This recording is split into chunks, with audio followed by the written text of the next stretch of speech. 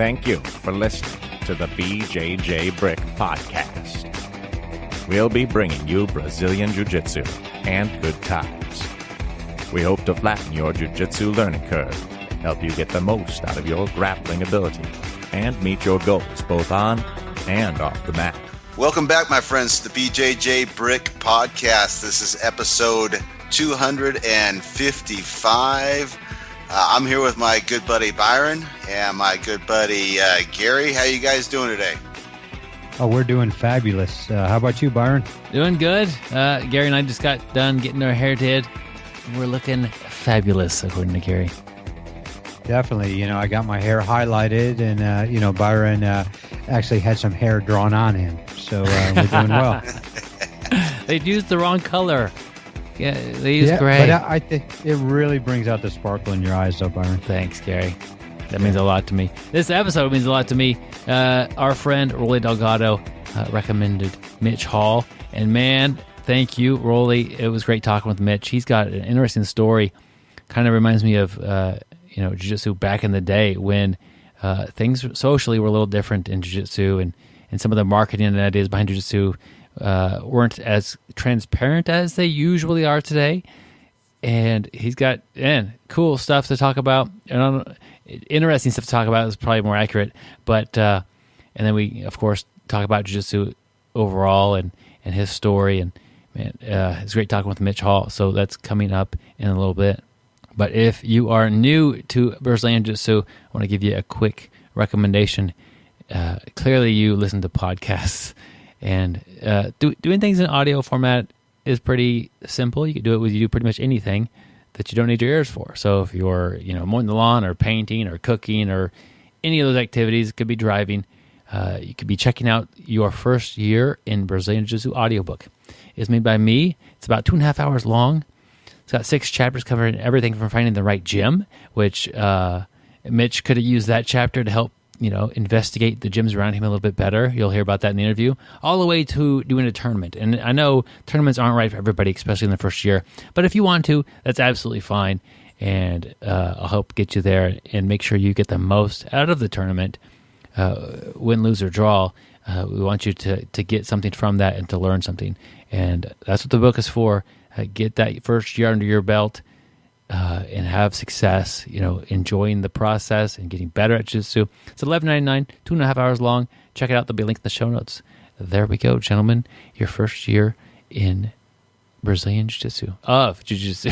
Man, Jiu-Jitsu having a hard time here. What's the title? Yep. Hey, this is a point of the show where we have the off-the-mat lesson, where we bring something off the mat or on the mat and, take it to the mat or off the mat, vice versa, or whatever you want to say there. But normally I'm never the one who has one. And but this week I just started thinking about something here not too long ago. Is my neighbor across the street. One day I get up in the morning and I open my garage door and I get ready to go to work. And I see he's selling his house. That kind of comes as a surprise. I hadn't heard about it. A neighbor that I lives right across the street that I talk to every now and then. And see, he's got a for sale by owner sign out there, which basically means he's going to sell it himself. And right now I do work in banking, so I do know houses in Wichita go real quick. I've known a lot of people who've put their house up and within 6 hours here recently have sold their house. And that's actually pretty common. Most people sell it really quick within a week for full price or maybe even more. So it's a good time to sell your house if you're selling. But what's kind of crazy is yesterday as I come home from work, and it's now been probably 3 weeks, and his house is not sold. And so yesterday I come home from work and he's got a different sign on there. He now has an agent selling his house, and it's been 1 day now. And I did notice today when I came back from Jiu-Jitsu that somebody was already looking at the house, and I had not seen one person look at the house. And basically it makes me think about Jiu-Jitsu. And we can train Jiu-Jitsu. I can get some YouTube booklets and YouTube videos and buy some magazines and buy some books and try to teach myself. And I'm probably not going to do very, very well. I'm going to learn some stuff. And, I think basically it brings me back that we need a very good teacher. Do some research, find a teacher. And an instructor isn't – a good instructor doesn't necessarily just mean they've won world championships. There's people who've never won a major tournament, maybe never even entered a tournament, who are great instructors. But definitely check out, the instructors, check out their learning style. But, it just makes me think that we need a knowledgeable, articulate, some guy who can teach very well, guy or girl. So we need a professional as an instructor in jiu-jitsu, as we need a professional to help us sell our house where, my neighbor wasn't having any luck doing it. Yeah, that's a good point, Gary. We all know people that come from the jiu-jitsu lineage of Googling or YouTubing how to do jiu-jitsu. But yeah, definitely experts help. I would also liken jiu-jitsu a little bit to the whole process of buying a house. You usually have a lender, and you have an agent, and you have a home inspector, and there's oftentimes a lot of people that are involved. And I think your jiu-jitsu will progress even quicker and be fuller if your jiu-jitsu looks like that as well. You have your head instructor, you have a couple of guys on the mat that are a little bit ahead of you that are mentors. You go to some tournament or some seminars. All these things are part of the process, and it works so much better than just trying to get everything from within yourself. Yeah, definitely. Great point, Joe. And let me just say also, Gary, it was great to hear you bring an off-the-mat lesson this week. Thank you. You're welcome. I always joke that my mind never works like that. I guess maybe I don't sit there and smell the roses and think about stuff like I should. And but yeah, I was trying real hard to think of something, and that one just popped into my head when I opened the garage door one day and saw that. And then all of a sudden I see I come home from work yesterday and I see it, and I was like, man, how has he not sold it? And we talk about that in jiu-jitsu all the time. You need a quality instructor if you want to perform your best. Look at what he's trying to do. He's probably trying to save money on not paying commission costs to a realtor.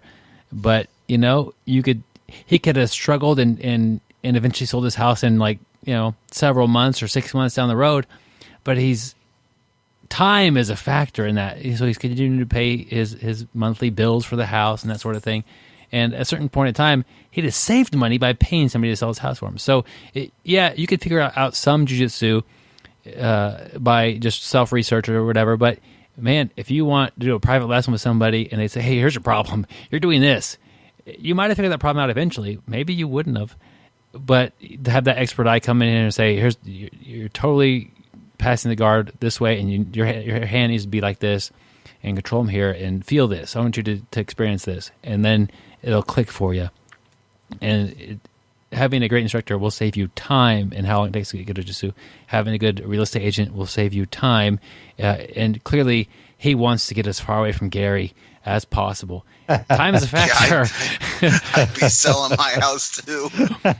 He's just going to walk away from it. He doesn't care as long as he can get away from me. I wouldn't blame him one bit there. See, he has all these. He can't figure out Gary because several times a week, men show up at Gary's house, go in, they exit all sweaty, sometimes not even wearing shirts anymore, tights, little shorty shorts. Sometimes they come out with black eyes. They invite him over, but nobody wants to come over there and see. And yeah. So can't blame him. Gary's creeped him out. I creep a lot of people out there, definitely.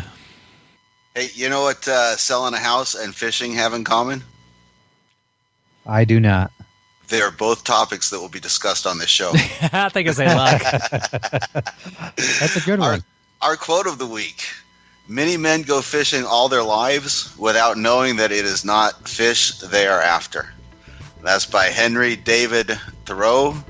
Is that how you pronounce that? Close enough. You can Google him. In fact, I did Google him actually, and his wiki, I was reading it, and I actually thought I was reading about Gary for a minute. It says that Henry David Thoreau was an American essayist, poet, philosopher, abolitionist, naturalist, tax resister, a development development critic, surveyor, historian, and a leading transcendentalist. I mean, I really Gary's thought they were talking about teeth. Yeah, I really. Well, I really think he transcended the thoughts of his time, I think, is what they're getting at. And I really thought they were talking about Gary. I think Andrew David I'm glad Thoreau's, you think about me that way. he wrote a book called Walden, and that's probably his most famous work.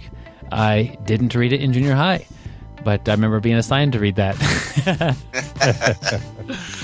You know, of all the quotes we talk about, though, this one I think relates to jiu-jitsu so good, because most of us started jiu-jitsu because we wanted to learn how to fight, or we saw some competitions and we wanted to compete, and or we wanted to get in better shape. We have all these other reasons, but most people that are still on the mats 5 years later, those are still part of why they go. But for most people, I think you go because it's just become such a big part of your life, and that's where your friends are, and that's where you get to put aside your troubles for the day and just be distracted for a while. And I really think that after a few years, there's so much more about jiu-jitsu than jiu-jitsu. Yeah, Joe, you hit the nail right on the head. And I was basically thinking the same thing. I started jiu-jitsu because I watched Horace Gracie, and I just thought it was incredible, and I wanted to be like Horace Gracie and be able to beat people up. And that's why I started. That's why, you know, I wanted to learn these techniques. And now it's really the social scene. It's hanging out with a bunch of good people, laughing, smiling. You know, my stress lowers, you know, all the benefits. And, you know, Byron talks about that in his first year of BJJ. It's, you know, all the benefits of jiu-jitsu. And one thing we talk about all the time is we need to have fun. You know, we need to be smiling when we're on the mat. And whenever I'm in that jiu-jitsu room, I'm smiling. I'm having a great time. And I don't really care about beating anybody up. I mean, I've already beat up Byron 3 times, and I feel good about myself after that. So I'm good. You're good. You guys are totally right on this. It's not going to jiu-jitsu to learn how to fight. After a certain amount of time, for jiu-jitsu purposes, really after a few months, if you want to push it all the way to blue belt, that's fine. Once you're blue belt, you know how to fight. You should anyway. You know how to defend yourself in a lot of like one-on-one situations, especially if you can get to the ground. It's going to be super easy. After a while, jiu-jitsu becomes how to beat somebody who is also good at jiu-jitsu, and they're not going to move in the ways that you're working how to fight. Like Gary's going to pass my guard. He's going to do this and then that. I know this, and he knows that. I know that. You know, like, but somebody in the street, they don't know how to pass my guard, so it's a different playing field. So the idea that you keep going for 30 years to jiu-jitsu to fight really well, that's sure you'll still do great in a fight, but after a while you get good at fighting people who are doing jiu-jitsu, and after a while you find other benefits. And I think for a lot of us, like Gary was talking about, is the social aspect. That's you go there because it's fun and people are there that you're enjoying being with. And I've been trying to work on a book about fitness, and a lot of it is the idea that not just jiu-jitsu, but there are some activities out there that you could do. You could make friends, you know, that also do these activities, like in a social group setting, and you could enjoy going to work out with your friends. Even if you're sitting in an office, you're 350 pounds, you have no friends that work out, you could get a group of friends that work out, but the problem is they're already working out. They're already doing this activity. And, you know, for a lot of us, it's jiu-jitsu. So if you could leave your area and go to jiu-jitsu, make those people your friends, you get to go hang out with buddies several times a week and do a physical activity with a side benefit of getting in shape. Like, you can't, it's hard to explain how great that is because most people don't like to work out because it's boring, it's hard, it's frustrating, it's uncomfortable. And all that goes away when you're having a blast, when you're smiling the entire process of exercise. I think jiu-jitsu is a great process for that. And most people go fishing. You know, when you're a little kid and you learn how to fish, you want to catch a fish. When you get older, you might want to share how to fish with somebody. You might want to just enjoy the peace and quiet of fishing. You might want to get out of the house for the morning or afternoon. You might want to be out on the water and enjoy some cold beverages all day long. There are a lot of different reasons to fish. Not being much of a fisherman myself, but catching the fish, if that's the only thing you're after, that's fine. But most people don't. I mean, like I said, they go their whole lives and not know that they're doing something other than fishing out there. Yeah, actually, I'm pretty sure this was a rewrite.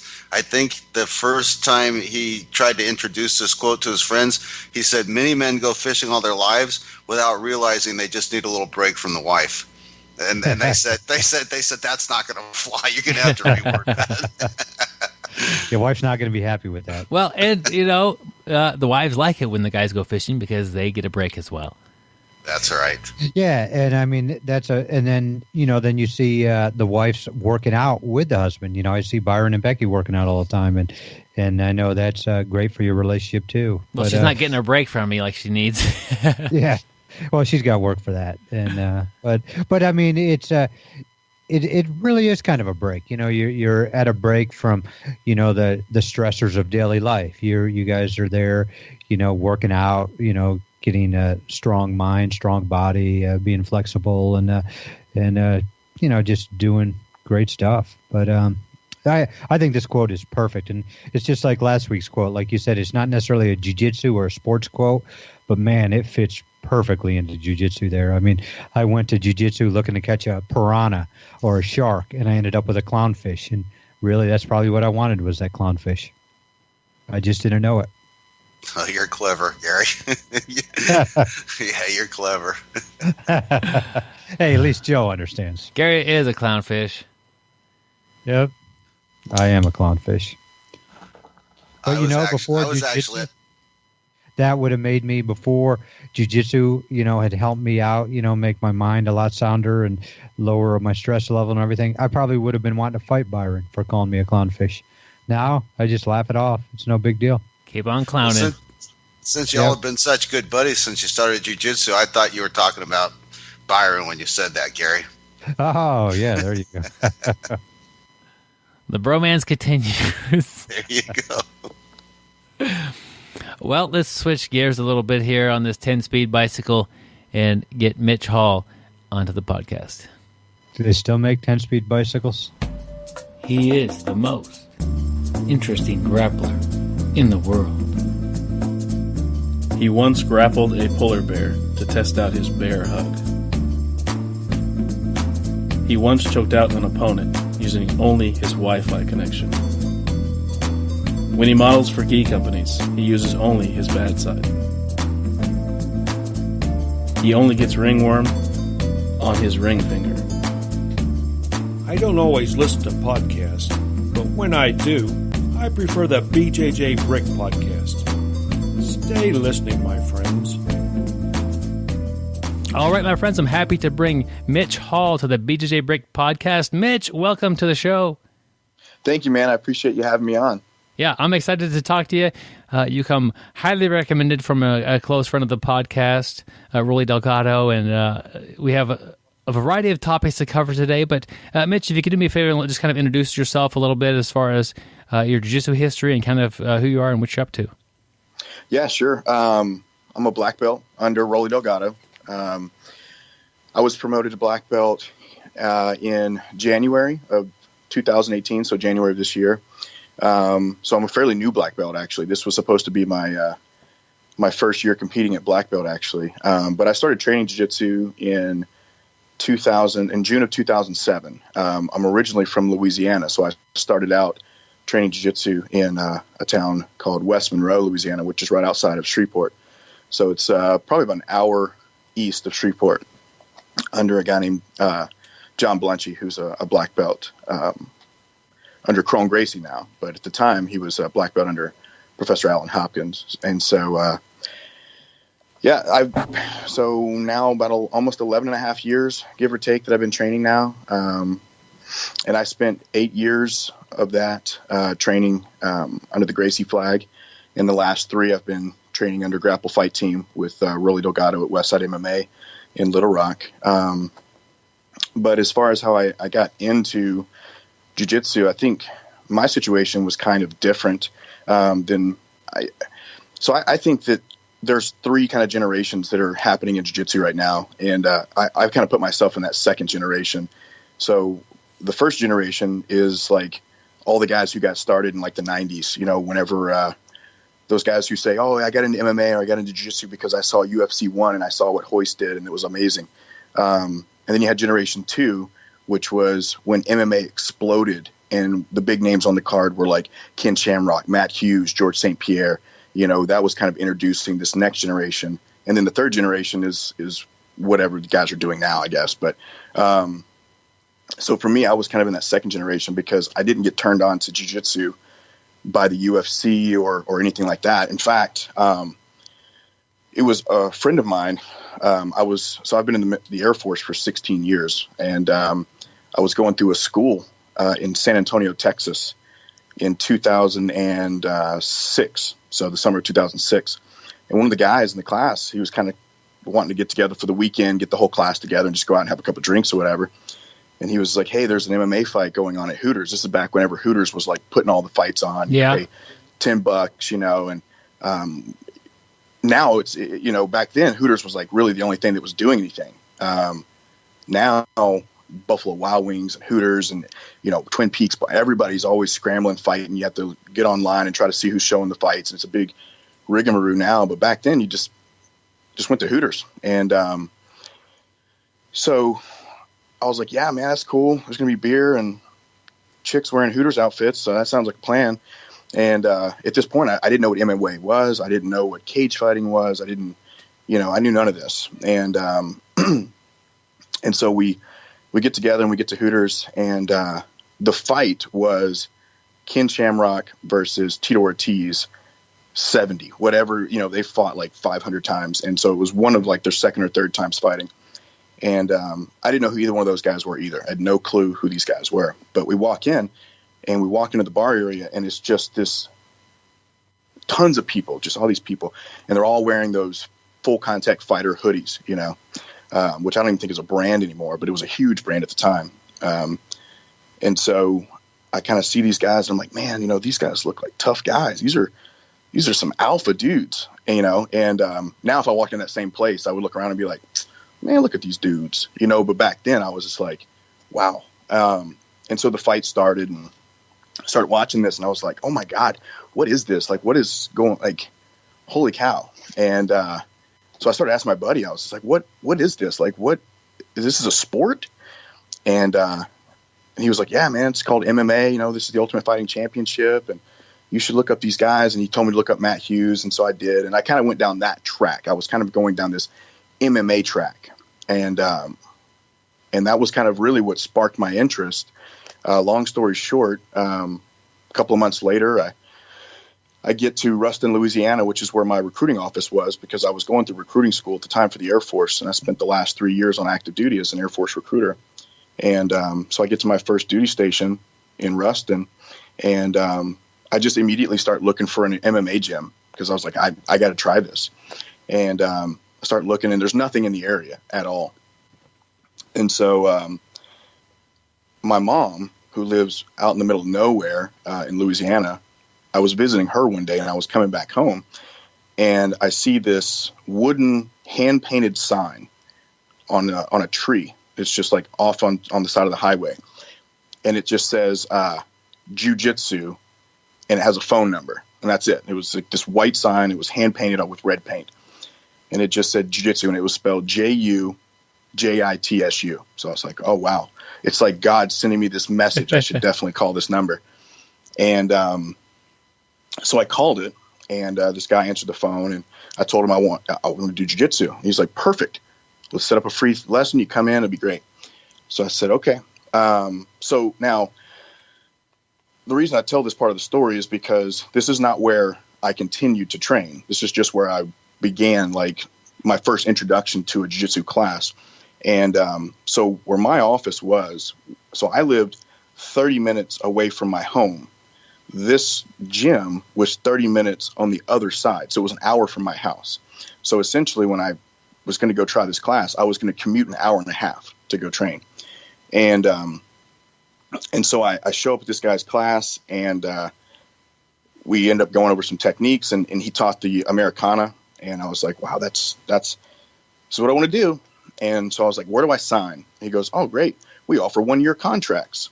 And I was like, how much is it? And he's like, it's X amount of dollars a month. I was like, done, sold. Where do I sign? And so I signed a 1-year contract off of one jiu-jitsu class. Wow. And so I started going back, and I go back for another class later in the week. And I show up, and I'm like, all right, man, let's do it. What's on the list today? And he's like, well, just go over there and start working with so-and-so on these katas. And I was like, what? And he's like, yeah, just go in the corner over there and work with so-and-so. He's going to teach you how to do your first kata. And I was like, okay, I guess there's katas in jiu-jitsu, whatever. I don't know what I'm doing. And so come to find out, it was a karate school that was offering jiu-jitsu. And it was a jiu-jitsu program that this guy had created. He was his own system of jiu-jitsu. Hence the reason there was a white hand-painted sign in the middle of the woods for this guy's gym. But I didn't know any better. So I just stuck with it. I was like, okay, well, so I don't know of any other options. And, one day I had a guy come back to my office who was a guy that I'd put in the Air Force, and he was coming back on recruiter's assistance. And we just got to talking about jiu-jitsu and stuff. And I'm still super pumped, even though I'm unhappy with the jiu-jitsu that I'm learning because it's not what I saw on TV. Yeah. I didn't know any better. So I'm like, well, this is, maybe this is how it is. And then I just get better. And so we were talking, and he's like, oh, yeah, you train over at Gracie Jiu-Jitsu of West Monroe? And I was like, what? He's like, yeah, there's at John's place there in West Monroe. And I said, no, I'm driving to Minden, which is an hour away. So to put this into perspective, I lived in West Monroe. John's gym was across the street from my house. And so I didn't know that. It was one exit down the interstate from where I lived. And I'm driving an hour and a half to learn this guy's version of jiu-jitsu, and I'm paying a lot of money for it. And so I called John up, and I said, hey, I want to try a class. He's like, all right, come in. I went and did it. And then I see, okay, this is jiu-jitsu. This is what I'm supposed to do. I get my butt handed to me. I ended up kicking a guy in the back of the neck because he was trying to do something with my foot. And it was just like everything. I showed up in Taekwondo pants and a black T-shirt, typical situation. And so I told John, I was like, let's do this. I want to do this. I want this. I knew the Gracie's name, some through MMA and stuff like that. And he's like, all right, cool. Well, that'll be this much money. And I was like, well, I don't have any money right now, but I promise you I'll pay you when I do. And he was like, well, that's cool, man. Just come back when you have money to pay me. And I was like, wow, what a dick. And so the truth of the matter is that's just the way you do business. But I was wanting a free handout, I guess. But all your money was going to the other school. Yeah, because I was sending all this money to this karate master an hour and a half away. And which that was a dilemma that I was in. So now I've got this contract with this karate school, and I don't know what to do. And obviously my wife's not going to let me go to 2 different gyms and pay all this money. And so I start thinking to myself, I'm like, well, everything has a military clause. There's a way out of everything. And so what I did, and I want to preface this by saying that what I did is, to my knowledge, is not illegal. So to my knowledge. And so what I did was I went on the internet, and I looked up, I found a form that was for permanent change of station for military members. And so basically it's this Air Force document that basically they send to you that says, hey, you're changing stations. You're now going to go to this base instead. And it's got all this fancy writing and stuff on it. And so I downloaded that form, and I forged a bunch of information on it, basically saying that I was going to go to Korea for a year, that I was no longer going to be in the United States, and that I, blah, blah, blah, blah, blah. And I signed Captain so-and-so. And yeah, so I didn't put so-and-so. But it's not illegal, but forging and that sort of thing. It's been a long time, though, so luckily there's some time between those things. Years, exactly. I think there's a statute of limitation on when you forge somebody's signature. So at least I hope so. But so I ended up calling the guy up, and I was like, hey, I'm leaving the state. I'm actually going out of the country, and I have this form, so I need to give it to you so you can let me out of your contract. And he was like, all right, well, bring it to me. So he looks at it, and he's like, oh, it looks official. And so, yeah, so I was like, as it's official totally as his official. jiu-jitsu was. Yeah, exactly. As official as his jiu-jitsu was, exactly. And he was like, all right, cool. Well, it was nice seeing you. When you get back from Korea, maybe come see us. And I was like, okay. And so that's how I got out of the contract. And I was able to sign a contract with John and begin my journey with him. And I spent 4 years with him, getting my blue belt before I ended up moving to Arkansas in 2009. So. Wow. But that's kind of my entry into jiu-jitsu, that long story. Yeah, I wonder if you could have just, it probably wouldn't have worked as quickly, but in reality, he sold you jiu-jitsu and he wasn't delivering that. Right. That's the bad part about the contract. I didn't know any better. Yeah. And the thing is when, and this is something we can probably talk about at length, but later on, I guess. But, when the Gracie Academy started offering these certifications online and all that, these guys, these traditional martial arts schools saw that there was money to be made in doing this. And, they weren't dedicating the time. They weren't putting themselves in the fire like we do on a regular basis to really get good at this martial art. And they were looking at it as a dollar sign, so I don't blame them for that. But, they're not, I don't know. It's kind of a slippery slope, I guess. They're not doing anything wrong, but at the same time, I think most people who have done jiu-jitsu for a pretty good while under a legitimate organization can tell you that, it's not wrong, but it doesn't feel right, Yeah, I used to, you could drive somewhere and they have on their board karate, kickboxing, jiu-jitsu, taekwondo. It's all listed, the alphabet of things they could teach you.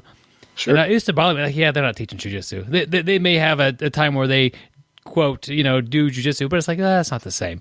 And maybe it is, maybe it isn't, because I don't typically go into there and check it out. But right. That people like you, that don't know, what you know what you're looking for, but you don't know what it looks like when you get there, are signing up and doing jiu-jitsu there and trying to fulfill that desire at a school that may or may not actually be teaching that. And this was 2006, and so our 2007 timeframe, and we didn't have the networks that we have now as far as the community that we have now. So, now if I want to go to Indiana, I just text Roli and say, hey man, who do I need to talk to about training up here? And everybody knows everybody. You guys had that the camp that you just recently had where you had Tim Sled and those guys in, and that's more than just getting to get together as a community. It's a huge network option. And we didn't have that back then. Back then, if your instructor was a purple belt, he was also a unicorn. It was very rare for us in these rural areas of the world. I wasn't in California. I wasn't in Florida. You had Cyborg down in Florida, and you had all these big names out in California in the early 2000s. Gabao had just won the Pan Ams around 2009, I think it was, and so, and he was doing his circuits and stuff. But the point is that we had torrent videos that we could rip off Pirate Bay for instructional purposes because there was no YouTube. We didn't have Facebook groups. We didn't have MySpace groups for jiu-jitsu that I was aware of. So, being able to just go out there and shop for good jiu-jitsu schools, it wasn't out there. So unfortunately, you had to do what I did, which is you had to go and just try it out and find a place that fit for you, even if it cost you, a couple of $100 in the process to do so. Yeah. And so how long were you at that school? The original? The second one. The second one, yeah. So I was with John from 2007 until 2009. And so I started in June of 2007, and I got my blue belt from John in December of 2008.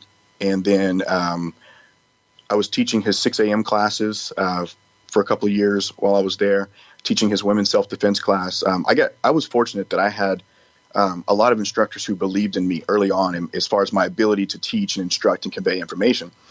So for me, I was fortunate that even as a young blue belt, I was being afforded the opportunity to teach and coach and kind of express my limited jiu-jitsu at the time, but still be able to express it and have the backing and support of my instructors.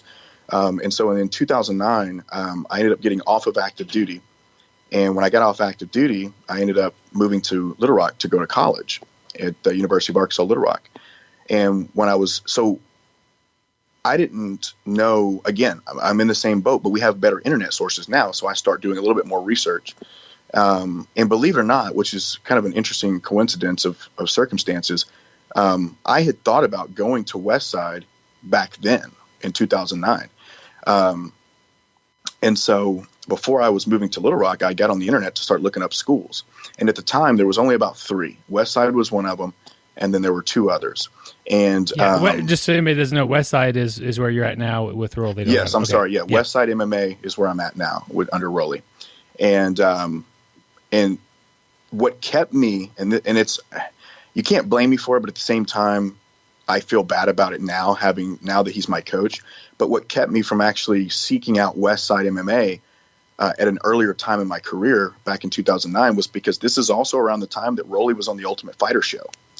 And so for anyone who doesn't remember that season, it didn't do Roli a lot of favors, you know? And that's when you learn the truth of reality TV, unfortunately. But for me, as a fan of the Ultimate Fighter show, I'm watching this and I'm watching Roli, and, you know, and they're doing all this stuff for television, you know, and they kind of present him as this goofy guy.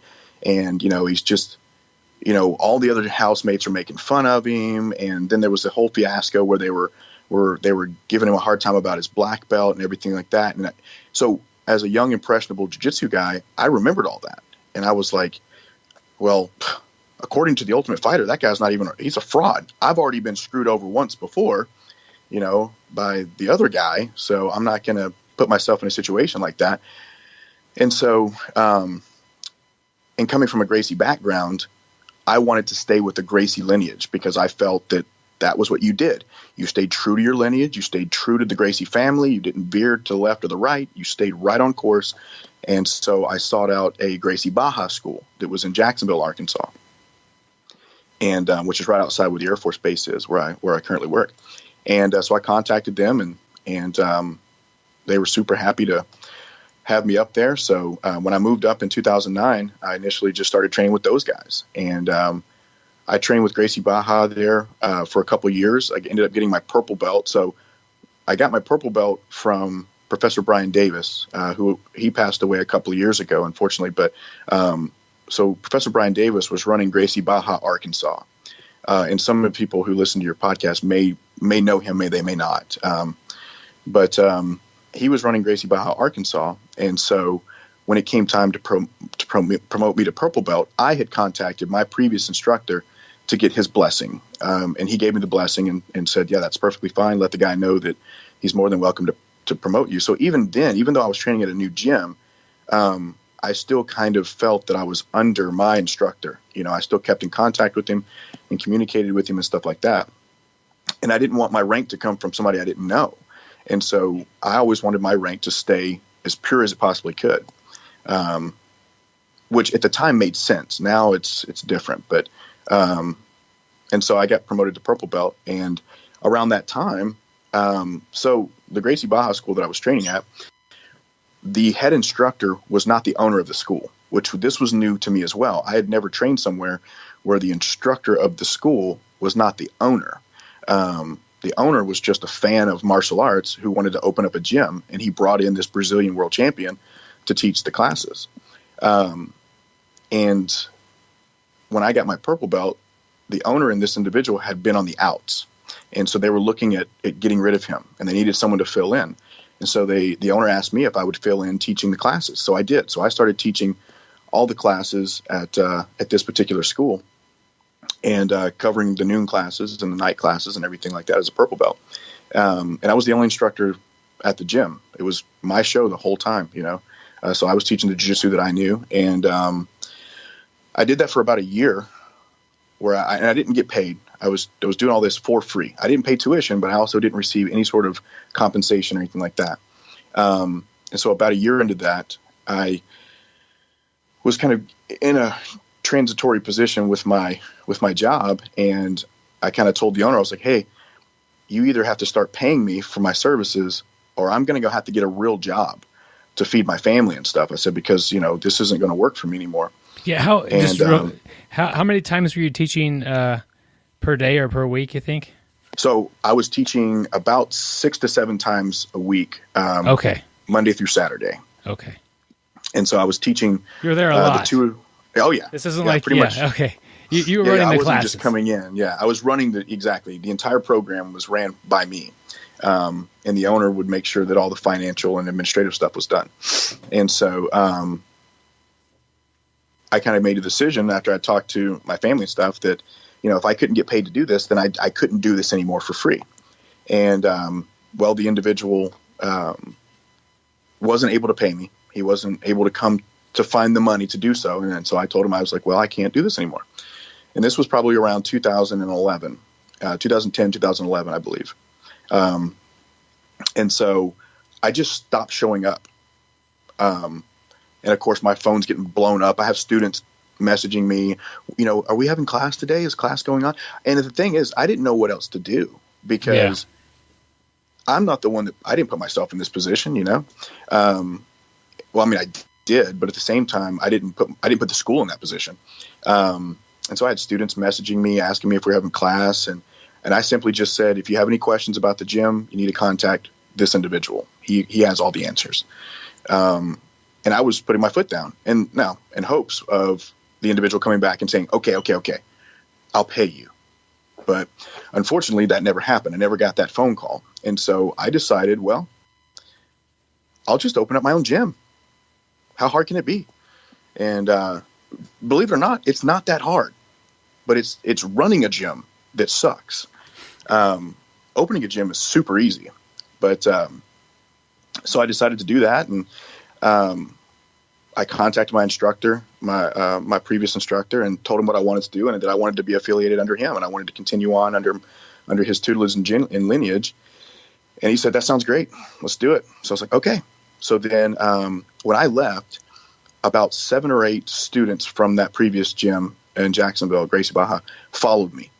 And so for about 3 months before I got the money together to open up a gym, we just had some rollout mats in a garage, in my buddy's garage, and we just kept training together because we didn't want to split up, but we had nowhere else to train. And we didn't want to go to someone else's gym. We kind of wanted our group to stay together.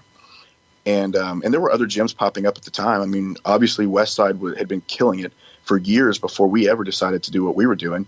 So we had options, but we just didn't want to leave each other. We wanted to stay together as a team. And so we just trained in my buddy's garage for a couple of months. And then everyone decided, hey, we're all going to give Mitch 2 months worth of tuition a piece as startup capital. And so they all gave me $200 a piece, which I think was something just over, like $1,500 is what it ended up being or something like that. And with that money, I was able to find a very small building. It was about 500, 600 square feet, a small building, get the electricity turned on. I contacted Dahlimer and leased out about 600 square feet of mats. And Gracie Jiu-Jitsu of Cabot was born in that respect. And I did that for several years. I ran my own gym as a purple belt under my instructor, and I would go down to West Monroe and train with him. And he had affiliated under Crone Gracie at the time, and so when Crone Gracie would come to Louisiana, we would go and train with him and stuff. And then so in 2014, I was promoted to brown belt by Professor Pedro Sauer, I'd been under Professor Pedro Sauer since day one. So my original instructor was all Pedro Sauer through Alan Hopkins. And so I had gotten all my rank from Pedro Sauer, essentially. And so in 2014, Master Pedro Sauer promoted me to brown belt personally himself. And so here I am as a brown belt, still running my academy, doing my thing. But this whole time, I'm competing, but I don't have a coach. So I have an instructor who I'm meeting with every couple of months and doing some training with, but I don't have a coach. And so when I'm going to competitions, it's just me and whatever 2 or 3 white belt students I had that went with me, so I was going to Nagas, and I was going to, back then we only really had Naga. So I was doing a bunch of Nagas. This is way before AGF ever came onto the scene. And so I'm going to all these competitions. I'm competing. And what I'm starting to notice is that at white belt, it was easy. Blue belt, it was easy. Purple belt, it's getting a little harder. some of these guys are throwing things at me that I've never seen before. And something is strange to regular people. When I say things I've never seen before, I'm talking De La Riva. I had never seen the De La Riva guard. I had never seen the reverse De La Riva guard. I had never seen lasso guard. And so here I am as a purple belt competing, and I'm coming in contact with guards that I had never been taught. I had never seen. And whenever people would come and do seminars at my school, we had a couple of people from my original gym that would come up and do like a weekend seminar and stuff like that. I would ask them questions. Hey, what do I do in this situation? How do I do this? How do I do that? And it was always the textbook answer. It was always this vacuum answer. And when I say vacuum answer, what I mean is it was, oh, just do this, which would absolutely work in the event that the person was doing absolutely nothing to stop you, right? And so none of it was practical. It was just, I was starting to realize that I was asking questions to brown and black belts out of their wheelhouse and realizing that they didn't have the answers that I needed.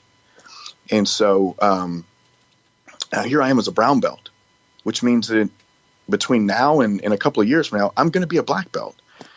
And how can I be a black belt when there's so many questions that even my own instructors don't know? And so in July of 2015, I looked at two of my students and I said, you guys want to own your own jiu-jitsu school? And they were like, well, one day. And I was like, how about today? And they were like, what do you mean? And I was like, I think I'm leaving. And I was like, it's either you guys take it over or I'm going to have to shut the school down. I said, because for me and my journey, I can't do this on my own. I need a coach. I need somebody to that can take me the rest of the way. And I don't think I have that. And so both of the guys were like, yeah, man, we'll do it. And so I didn't sell it to them. I didn't ask any money. I just said, put your name on the paperwork and it's your school. And that day, July 2015, I contacted Roli and said, hey, can I come in and do an open mat? And he charged me $20. I'd been friends with Roli for years. And as a brown belt, he charged me $20 for a mat fee. And so I go over there and I knew that I was in the right place. And I tell this story a lot to the guys at Westside. There was a young stud. He's now a purple belt, but he was a blue belt at the time. Again, I was a brown belt coming into this school. And his name is Ryan Riley. He's one of our MMA fighters. The kid's an absolute stud. And he was a blue belt. I was a brown belt. It's a noon class in the middle of the Arkansas summer. I'd been training at my gym in air conditioning, thinking that I was training hard when I really wasn't. And I get to Westside, and these guys are just murdering each other, just murking it, but in a good way, and I get this stud of a guy, blue belt, gets a hold of me and beats the brakes off of me. His conditioning was something I'd never seen before. And he's just beating the brakes off of me, and he ended up submitting me with a triangle. And it was then that I was like, you know what, man? If one of Roli Delgado's blue belts is doing this to me, can you imagine what he could do for me? And so after that, I went into the office and said, hey, man, let's sign up a contract. Let's do this. I think I'm home. And that was kind of how I ended up training with Roli at Westside there. Yeah. I'm going to try to pull a couple of things out of this that may not be what we would think. But looking back, it sounds like you were running your gym. You're like the top dog at the gym, and you're kind of stagnating with your progress because you're limited by what you know, right? Absolutely. Now having the coaching and maybe the different training experience, could somebody in that same situation, let's just say that the gym is isolated, there's nowhere else to go in 50 miles, could they train differently to where they could continue to get better even without such influential and beneficial people like Roli around? Like if you were stuck there, what could that person do? I think that now the answer to that question is yes. If you would ask me that question 3 or 4 years ago, I don't know that I would have had the same answer. And the reason being is because with technology the way that it is, with information at our fingertips, I don't see how you can't find the information that you're seeking. and I'm sure you were in the same boat years ago as well, but, back in the day, we would travel interstates to do seminars, pay hundreds of dollars, drive all the way. I was centrally located in the Louisiana area. And so we were driving to Arkansas, Texas, Mississippi to do seminars with people like Andre Gaval and, Master Pedro Sauer, Cron Gracie, just these big names, and so we had to really seek out the information. It wasn't as available as it is now. I think it still would be very difficult for a student or an instructor who's isolated in that respect to be the best potential person they could be. And I'm speaking only from my own experience because I see how far having a dedicated coach like Roli has brought me. And so I showed up at Westside, a particular individual. A coach is able to watch you, correct you, nurture you, encourage you, and do things to mold and change you that maybe you can't do on your own. I'm not saying it's impossible. You can definitely have exposure to the current techniques with everything we have. I mean, between YouTube and Jiu-Jitsu and Reddit and forums and, people aren't really putting out a whole lot of DVDs the way they used to, at least not in the same format. But the availability of knowledge, I think, is much higher. And so at the very least, they would have the introduction to techniques that they wouldn't normally be introduced to. But I still think that there would still be something to be gained from having a dedicated coach. Now, when you look at somebody like Craig Jones or Kit Dale, so what you described is exactly the scenario that they found themselves in. And Craig Jones just went and just murdered guys at the ADCC. And so he was isolated in the middle of Australia with very little access to jiu-jitsu and went in and submitted Leandro Lo. So are there anomalies out there? Sure. I think that they do exist. But I don't believe that the average person of average ability can truly meet their full potential trying to do it on their own. Yeah. I think that, as a case study for Craig Jones, he's similar plan of attack as Roli has. Get really good at something and then also get really good at getting that person into that game and you could totally dominate that. And for Craig, I interviewed him a while back, but he said he does his Z guard on the side nobody else does it on, and it just throws everybody off, and not that many people play that anyway.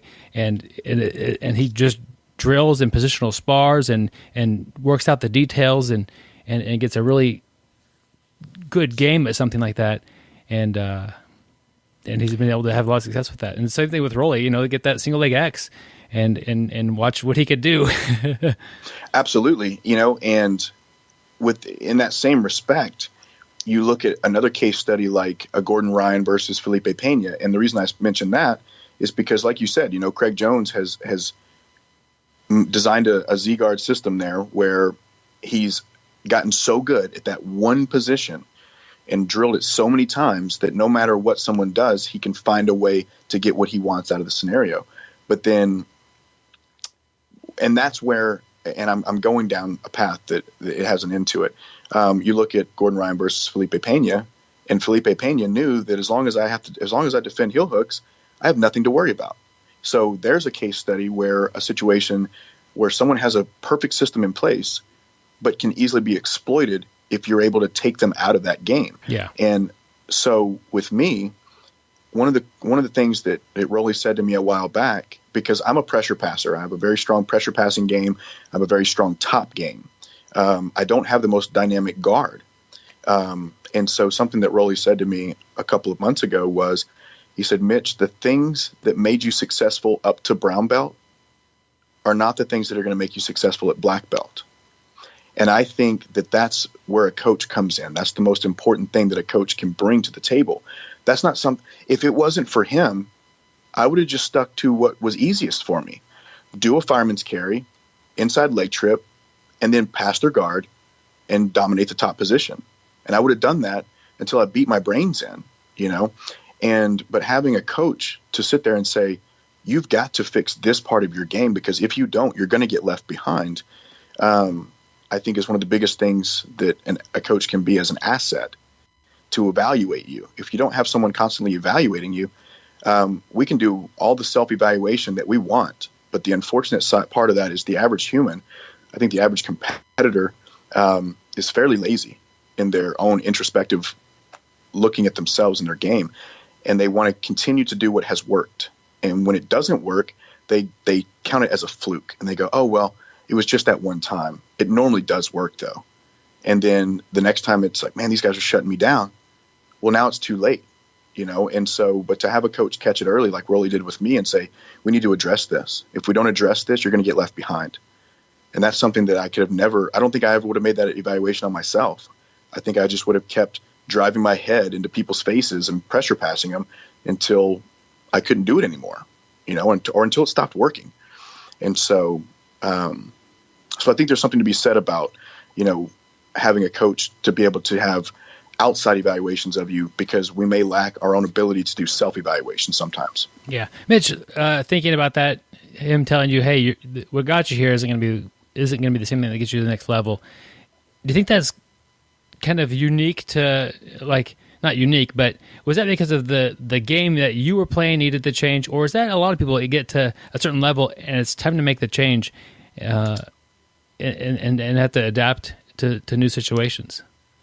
I think that I think it's both. I think for me, especially as an athlete and as a competitor, it needed to be addressed. And for me, the lucky thing about my situation is that nothing needed to change.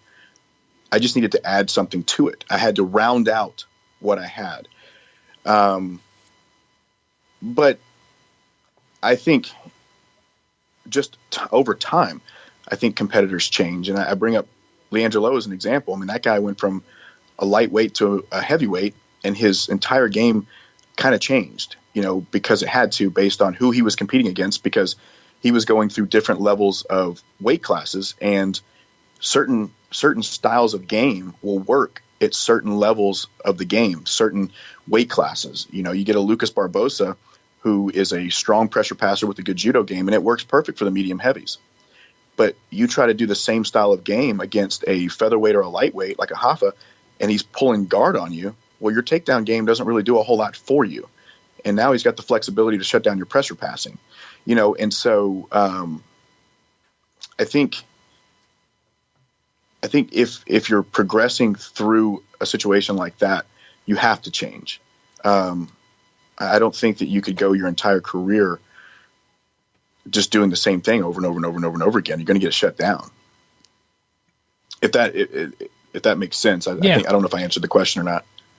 Yeah, that does make sense. And I've seen both sides.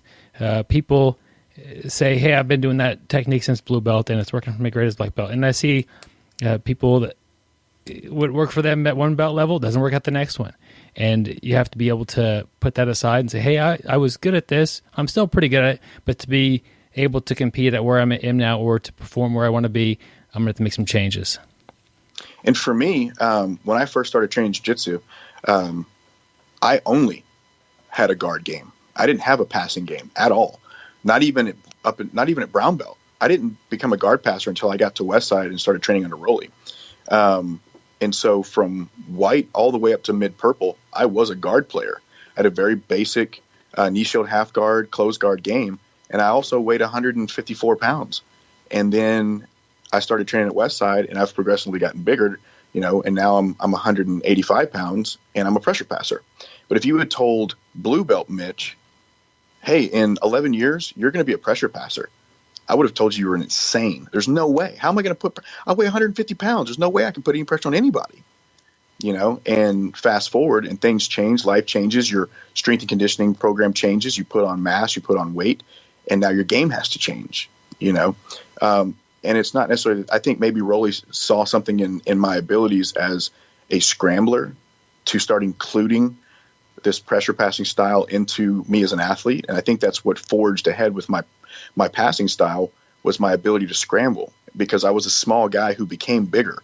I wasn't a big guy who got small. So I spent most of my young jiu-jitsu career fighting big guys. So I had to have a very good scramble. I had to be able to get out from under people very quickly. I had to move quickly. I had to outrun people because I couldn't outmuscle people, so to speak. And so I took that attribute even into my heavier weights.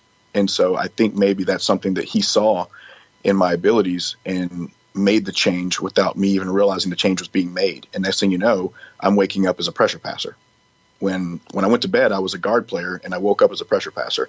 And now we're going in reverse, where now he's put me back into the position where he wants me playing guard again. So now I'm going backwards.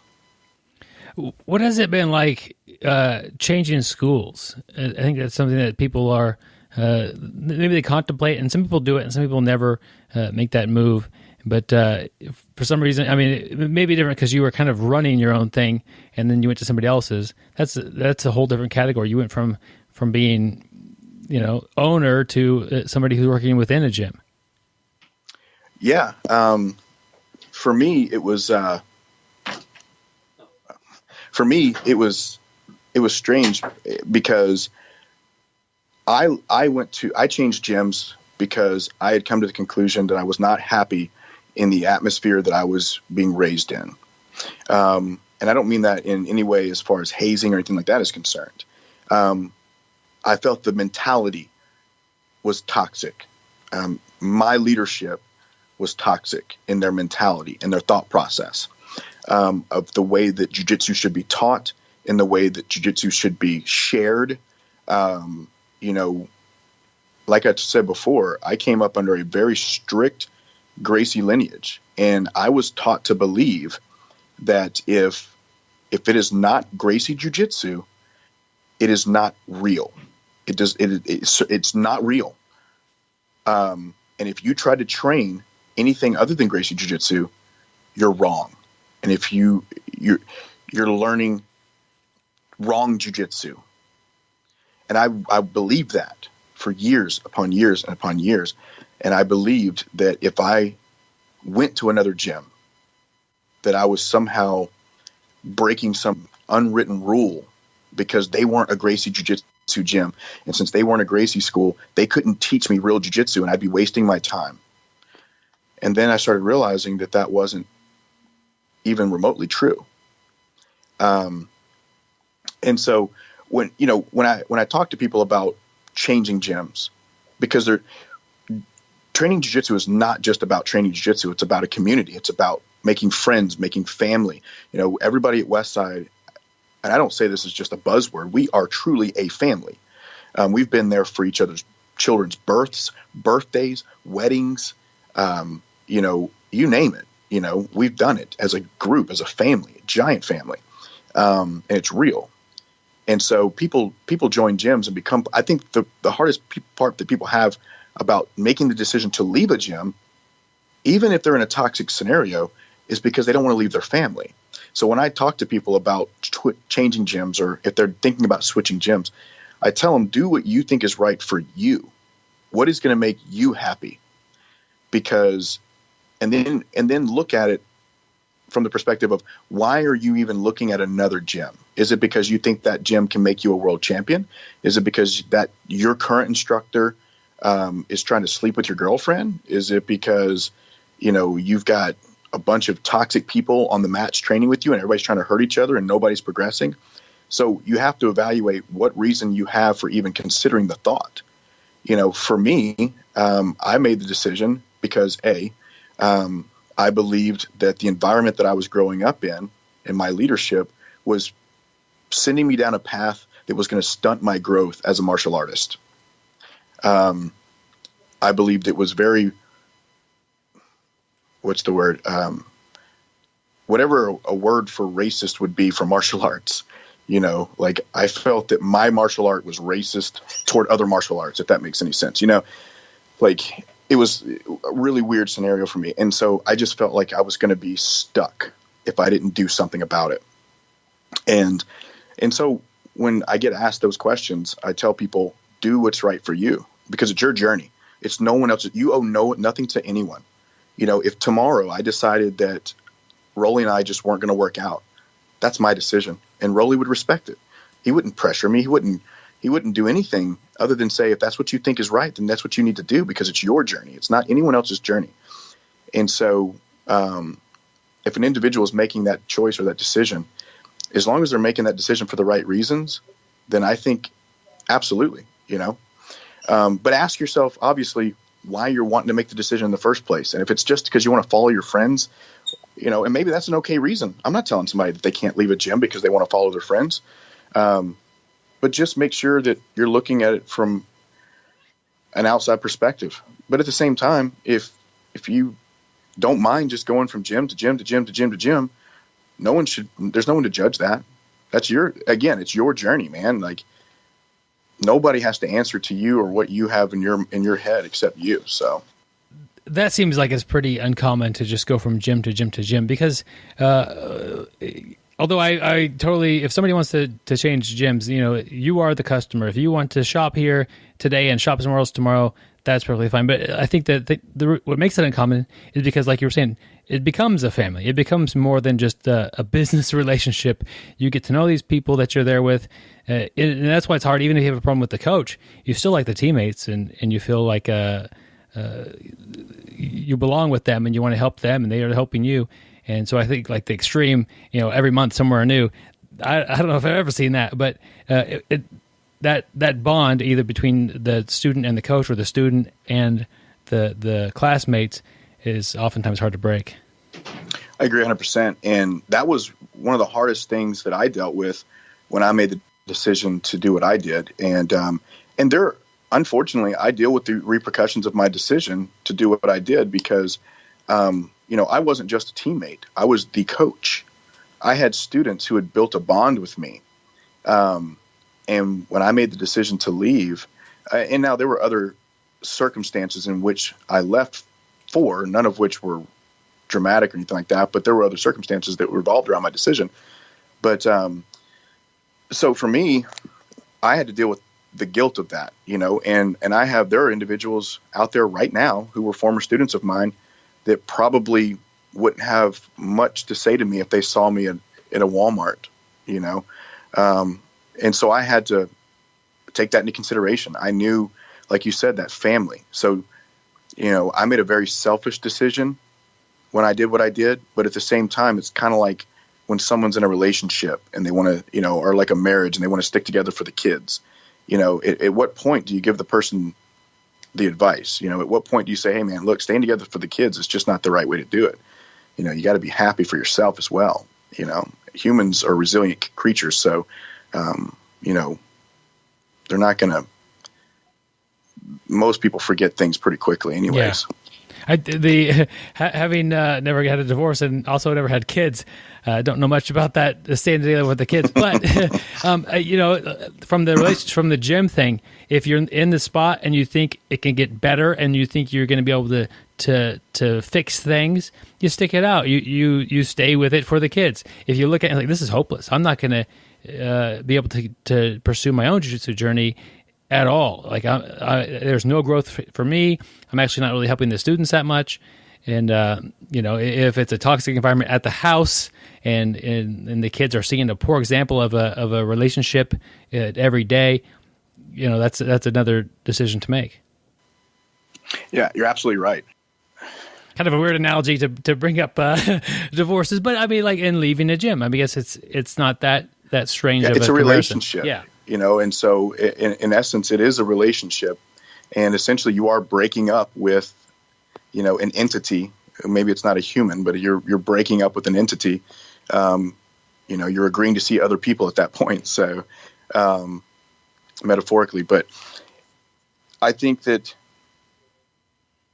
that anyone should ever be afraid to make those decisions for themselves. And, I know that, there are gyms in this world that would ostracize you for making that choice. And they would say, hey, if you're not with us, you're against us, which I think is an absolutely terrible way to look at things.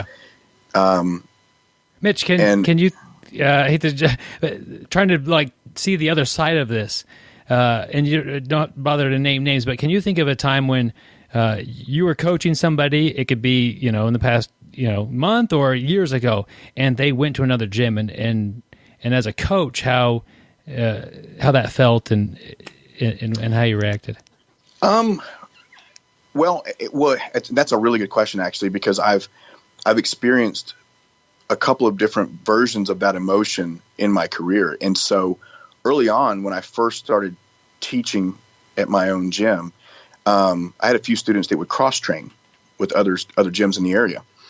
And I pretended like it didn't bother me, but it did, because I felt, well, what are you saying? You saying that I'm not good enough for you? Or, I didn't say these things verbally to the student, but in my head, in my own introspective thoughts, I'm thinking to myself, am I not good enough for this person? Why are they having to seek out information from someone else? Why are they having to train somewhere else? Not only that, at the time, my thought was, not only that, they're not even doing real jiu-jitsu. Why? Because they're not under my lineage. And so, you're wasting your time. And so it did bother me when it was happening to me. Now, I never had anyone leave and leave me for another gym. I had an individual leave me because I wouldn't promote them, and they went to another gym to try to get promoted. But, that didn't hurt my feelings at all, as you can imagine. But I did have a couple of individuals that would cross-train. And in the beginning, in the first couple of years, before my mindset started to switch, it did hurt my feelings, because I felt like it was my fault. Like I wasn't doing something that I could be doing as a coach. And then it almost felt like I was being cheated on in a relationship, but I knew about it, they weren't going behind my back. They were totally letting me know. It was, hey, coach, I just wanted to give you, and they were super respectful about it. Hey, coach, I'm going to let you know, this Sunday or this Saturday, I'm going over to so-and-so's open mat. Just want to let you know. And I'm like, cool, bro. But in my head, I'm thinking, man, this mother right here, and so it really bothered me. And then I would actually, before I ever came to Westside, I would actually go and visit with Roli as a mentor, because I'm running a gym as a young purple and brown belt, and he's been doing it for years. So I would go talk to him. And Roli really changed my mind about the way that I was looking at the world of jiu-jitsu. And we would have these conversations. He used to own a pawn shop not far from my gym. And so on the days that he wasn't doing jiu-jitsu stuff, he would go and hang out at the pawn shop and run that. And I would go in there and talk to him. And we would just spend a couple of hours just chit-chat. I'd pick his brain about marketing and programs and things like this. And then I would complain to him, and it's funny, because I would complain about a student and be like, man, this dude's going over to so-and-so's gym, and what I wanted him to do was say, oh man, that's effed up. But he didn't. Instead, he said, why do you have a problem with that?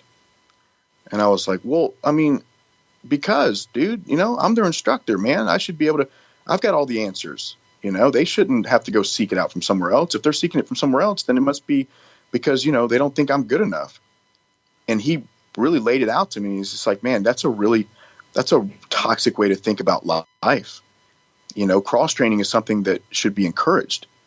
And so that was the beginning of my mind state changing about cross-training and about my own journey. And so eventually, when those guys would say, hey, coach, we're going to go over to this open mat or whatever, I would say, cool, man, I'll come with you guys. And I would start going and cross-training with those guys instead of just sitting at home pouting, watching reruns, on television. I would go and train with them and see that it's not what you think it is. It's just you have to experience other worlds of jiu-jitsu if you ever expect to grow. And that's something that Roli always puts on us. Cross-training, encourages us to cross-train. And he encourages you to step out of your comfort zone.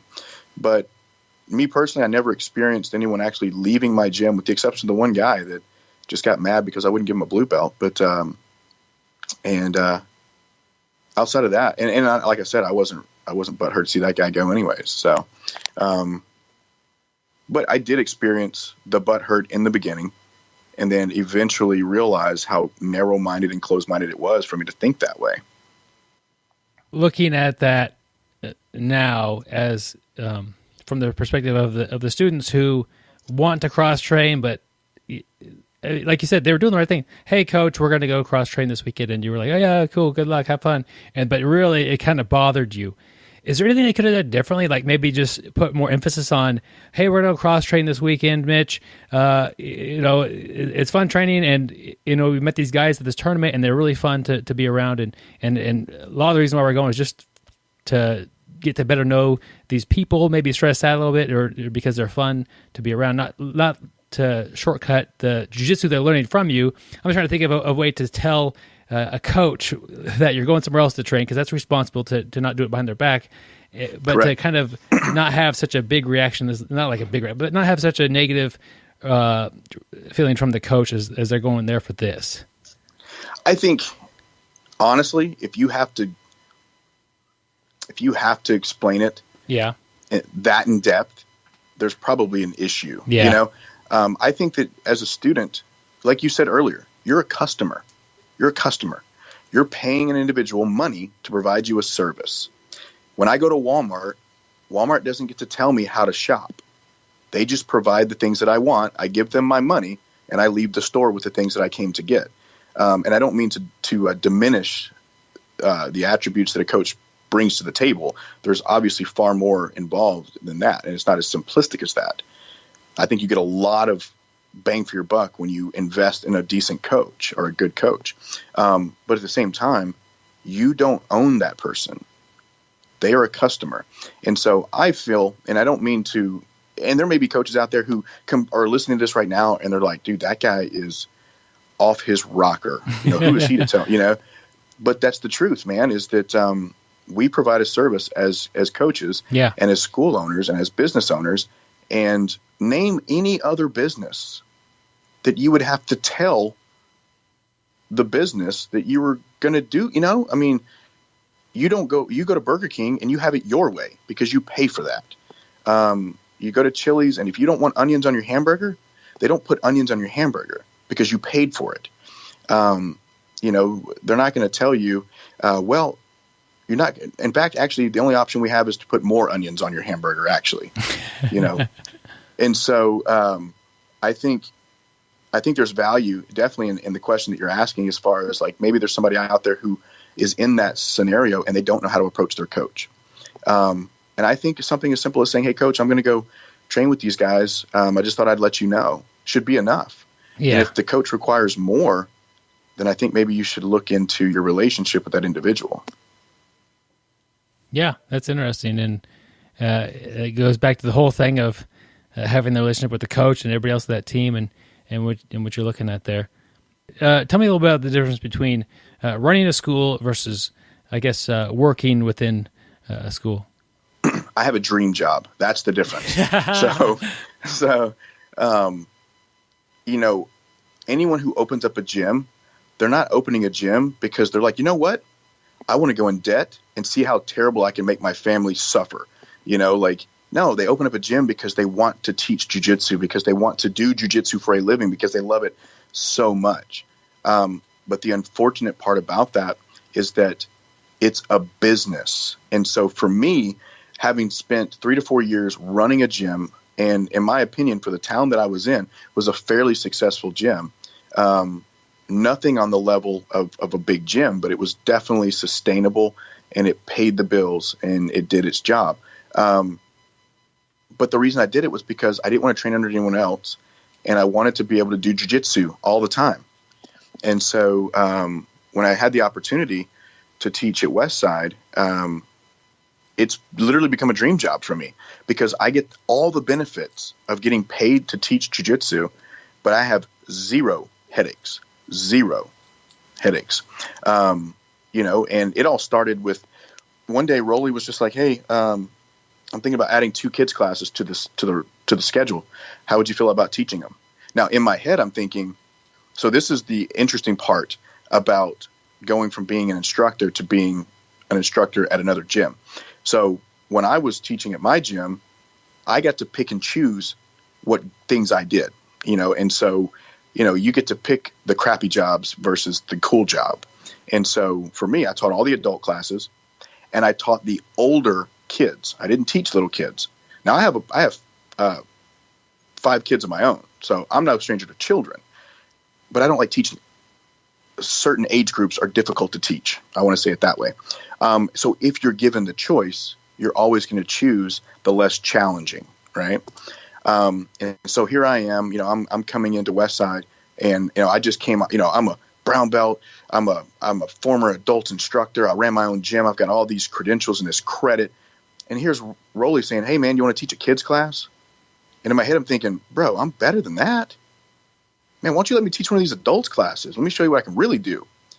And obviously that's not the way it went down, because I'm humble enough to know that, I'm being offered a gift, and, I have to put my humble pants on and go back to teaching kids, and so I did. I took that opportunity. I never looked back, and I said, yeah, man, let's do that. And we've built a great kids program off of that. And just as I hoped would happen, as I progressed with the kids class, other opportunities came available to start teaching adult classes. And so now I teach a Tuesday, Thursday, 6 a.m. class for the adults, and I teach my own Friday beginners class for the adults. And so, I started from the bottom all over again, going from teaching all the cool classes at my own gym, the classes I wanted to teach, to having to work for what I was doing, humble myself again, go back to teaching kids again, and then work my way back up the ladder to teaching adults, Now, I don't want any of that to come out the wrong way and think that, like, I hate teaching kids. I love teaching kids. I love teaching my kids. The correlation I'm trying to make is that it's like asking a doctor to go and be a I don't know, put a Band-Aid on somebody. It's like, man, but I've got all these other skills. I mean, I wanted to be used. You didn't want to be underutilized as far as teaching kids how to shrimp and how to forward roll and getting them to laugh on the mats. You wanted to show the details behind this technique to a group of competitive adults. And I'm kind of thinking, like, man, isn't there a blue belt that can do that? Yeah. And but obviously, and that was just my early thinking, coming into a gym like that. But of course, I wasn't going to turn any opportunity down. I mean, to be able to be an on-staff coach at arguably the number one gym in the entire state of Arkansas, under one of the most renowned black belts in the game right now. The dude said, hey man, what do you think about taking the trash out twice a week? Yeah. Okay, cool. We'll do that. And then maybe we'll work up to cleaning the bathrooms, and then, whatever. I don't care. I would have done anything at that moment just to be a part of the team, because I was so happy to be there, to just be a part of what Westside was doing and what they're continuing to do. So for me, although, I kind of hoped that I would be offered an adult class, that's just not the way it works. Sometimes you have to humble yourself and realize that you're not in charge anymore.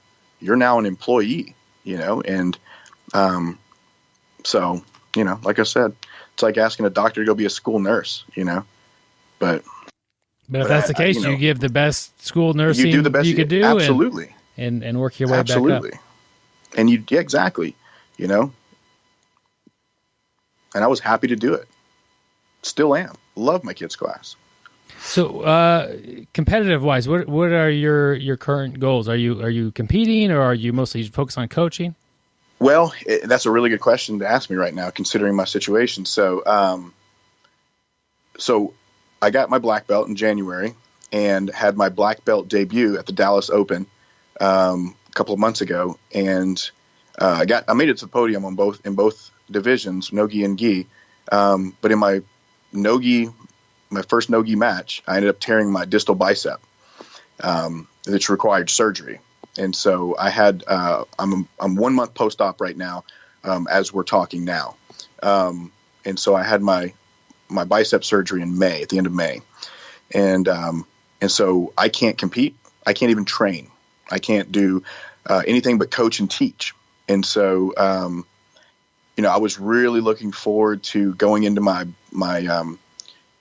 debut year as a black belt and just doing my best to wreck house and hit the podium at all the IBJJF events that I could, and try to make a name for myself as best I could in the divisions that I was able to do. And unfortunately, I was sidelined in my very first outing as a black belt. And so right now, my main focus is coaching and teaching, and trying to develop that area of my game.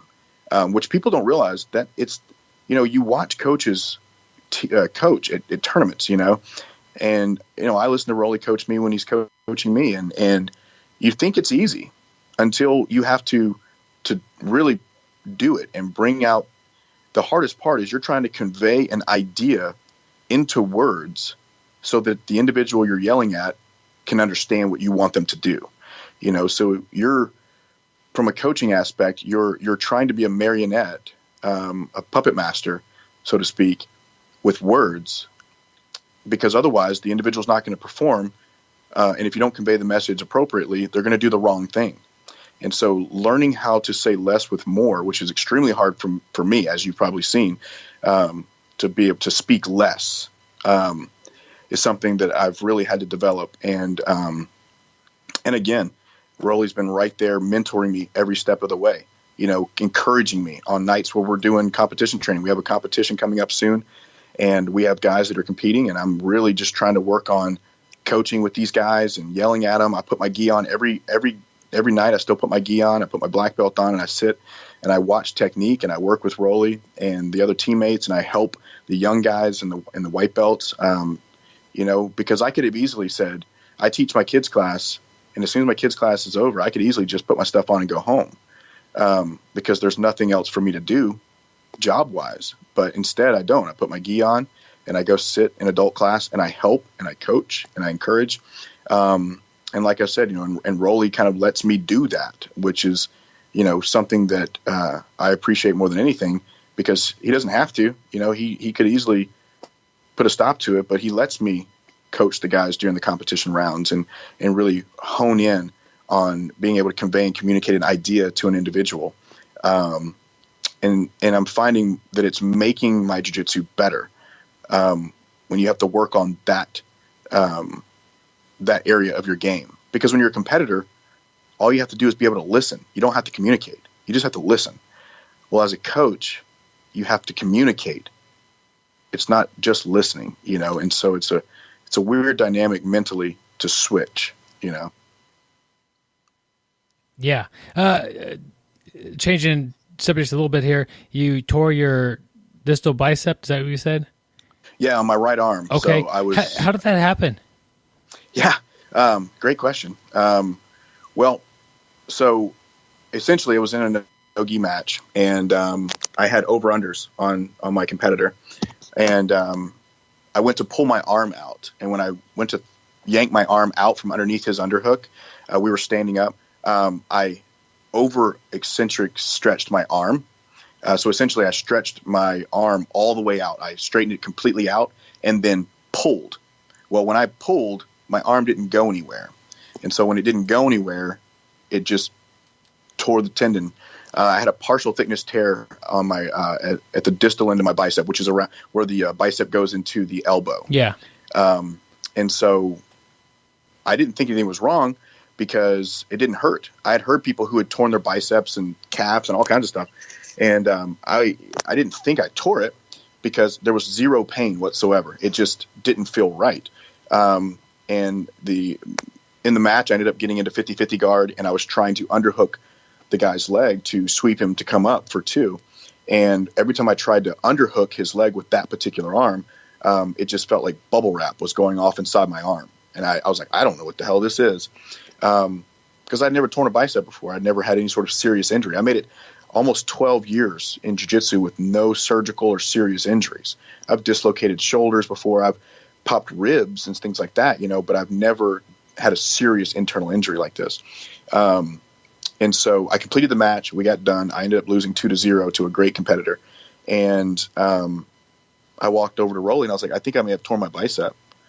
Now, what's interesting about that, and it's something that Roli kind of said afterwards, he was screaming at me the whole time, telling me what to do, and getting frustrated, I think, because I wasn't doing what he was telling me to do, because I couldn't make the movement work, given my injury. And I mean, he's yelling. I'm talking like to the point where I'm starting to think he's mad at me and screaming at me, and at the end of the day, we go and sit on the bleachers and he's like, hey man,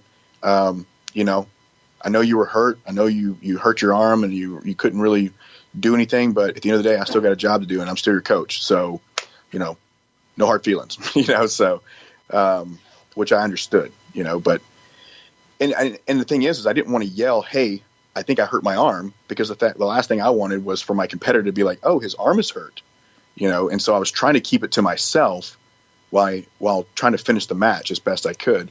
So I couldn't tell Roli my arm's effed up, but every time he saw me try to use it and realized like I was not able to use it, I think they figured it out. But yeah, it was a pretty freak injury. Usually when guys tear their biceps, it's usually these big bodybuilders who are lifting more weight than they're able to lift, and then the tendon pops from the bone. But in my case, it was an overextension of my elbow that pulled the tendon from the bone. And they ended up going in there, and they had to, so it didn't fully detach from the bone. And when they went in there, they ended up having to detach it completely. They cleaned up the tendon, and they reattached it into the radius bone. And that was that. I was in a sling for about a day, and it's now, as of right now, it's about 3 or 4 weeks post-op, and I've got full mobility. It's almost as if nothing ever happened. It doesn't even feel like I had surgery on it. However, I have extremely limited use of it as far as weight bearing is concerned. Okay. Mitch, do you have any idea what the date will be when you get to be back on the mats and using it? Well, it depends on who you ask, because when I asked the doctor specifically, when can I start competing again, his answer was probably never. Well, I pretend like I didn't hear him say that.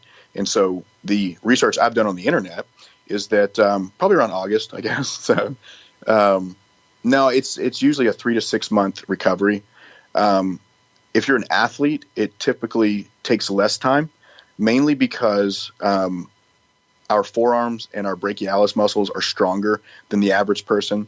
And so we are actually able to heal faster simply because of the enhanced strength of the other supporting muscles. So that's why I say around August. I think I probably won't get to compete this year. So this season's probably out for me. If I'm really, really lucky, I might be able to hit maybe the San Antonio Open or something later in the year around October, November, December timeframe. But the truth of the matter is I probably will just not be able to compete at all this year, and go into the 2019 season headstrong and hoping to do well. So that sounds like it's like mentally challenging to have that goal. Hey, I want to go out there in my first year. I'm going to break out, make a name for myself in the black belt division, and then to be sitting here and watch your first year just pass as time passes and not do that. Yeah. Can you think of like any positive as far as maybe developing your own jiu-jitsu or changing your game or anything like that you're going to be able to gain from taking some time off from competing? I think that obviously for me, like I mentioned before, just the mental game, the mental aspect, the study side of it, because I'm coaching more. And so in the process of coaching, I'm having to examine other people's games, my fellow teammates and students. I'm having to really study their game in order to be able to help them improve. And in the process, I'm having to calculate more mentally about techniques and leverage and the way they would work. I think at a certain point in jiu-jitsu, we all get to the point where, especially as brown and black belts, where what we do, what our game is, it just works because we've done it for so long. We don't generally have to think about any positions outside of what we're good at. So for me, having to sideline myself and sit out and not be able to be physical within jiu-jitsu, it's allowed me to really focus in on the development of my teammates and also start to look at other aspects of the game and kind of look at it. Maybe for me, single leg X, for me, it was just simply one sweep. That's it. If I was ever in single leg X, I just did one sweep and I moved on. But now we have young blue belts that are really experimenting with single leg X, and they're doing some really cool, amazing things and some things that I wouldn't have normally paid attention to because I was so concerned about my own development, my own game. I was never getting to sit out and watch other developing athletes create their game. And so I'm getting to see certain aspects and certain games that I didn't get to see before because I didn't care, because I was concerned about my own development as far as, I wasn't sitting on the sidelines watching everyone else. I was in the mix. Whereas now I'm getting to look at other people and getting to see how they are approaching techniques in jiu-jitsu and their game, and getting to almost get to learn all over again from their perspectives. Things that I just would have been completely blind to before, I'm getting to see now because I'm watching and not just doing. Yeah, that's a good way to think of it. And I know that like taking that different side of looking at jiu-jitsu, it can change the way you see things, and change the way you coach, change the way you want to change the selection of moves you want to focus on and learn. So that's one positive, having your bicep messed up, I guess. Yeah, there's always a silver lining, I guess. I mean, as frustrating as it is, it's extremely frustrating, especially for me, because, I also enjoy lifting weights outside of jiu-jitsu, and so for me, I start to develop this irregular little man syndrome that doesn't actually exist, and I'm thinking, man, I'm losing all my gains, bro. And so I'm still lifting and stuff, but I have to be very, very careful in the movements that I choose, and so of course having that typical meathead response of, I'm going to lose all my gains and I'm not going to be as athletic, and it's summertime, it's beach season, and I got to take my shirt off and my abs are, just really, really, really stupid stuff. But, things that you don't think about whenever you can use both your arms. Yeah. Mitch, I've had a blast talking with you. If somebody wants to train with you, what's a good way to get a hold of you? Yeah, well, the best way to do it is I have an Instagram, so you can hit me up on Instagram, Mitch Hall BJJ, not .com, but Mitch Hall BJJ, and then I usually use that for any sort of social media interactions, because my Facebook is kind of just for me. And of course, you can obviously look up Westside MMA. It's westsidemma.com, and you can get our number off there. Our Facebook is available there, so you can pretty much find me any way through that route. That's awesome. I'll put links to that on the show notes. Mitch, any final thoughts or ideas you want to share with the audience? The biggest thing, I guess, is just do you. That's what I've learned in jiu-jitsu. Just do you. Don't worry about other people. Don't worry about what other people might think about you. Just do you, because at the end of the day, you're going to have teammates come and go. You may even have coaches come and go. But at the end of the day, you want to be able to look back and be happy with who you were in the process and in the journey. And you never want to look back and have regrets. You never want to look back and say, I wish I had done this, or I wish I'd done that. If you've never competed, go compete. If you've never stepped out of your comfort zone, step out of your comfort zone. If you've never, go try a different martial art. Go find another martial art, judo, combat wrestling, something that's outside of your wheelhouse, and see if it applies to you. Just, put yourself in uncomfortable positions, and that way you can look back on your life and be happy with the things that you did with it. So awesome. Thank you so much, Mitch. Thank you, man. I appreciate it.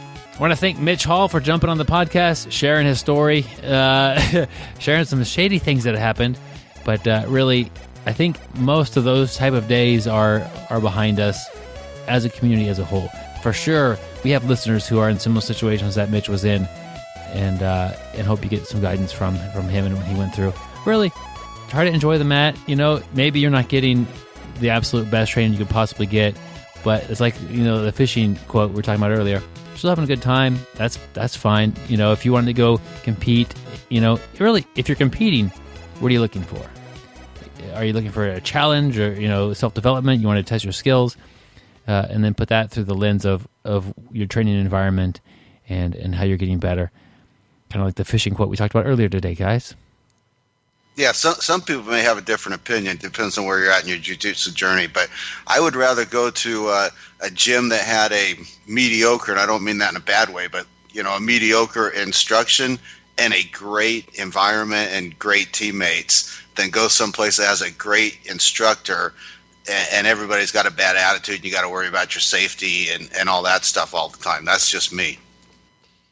Yeah, that's why I don't train with Byron anymore, Joe. I hear you. My whole plan. One of these days, we're going to open up a BjjBrick school and teach jiu-jitsu there. Man, that would be amazing. But my real thing about it is there'll be a frozen ice cream machine in the back where you get to have a cone after a good day of training, and people like me are suckers for a free ice cream cone.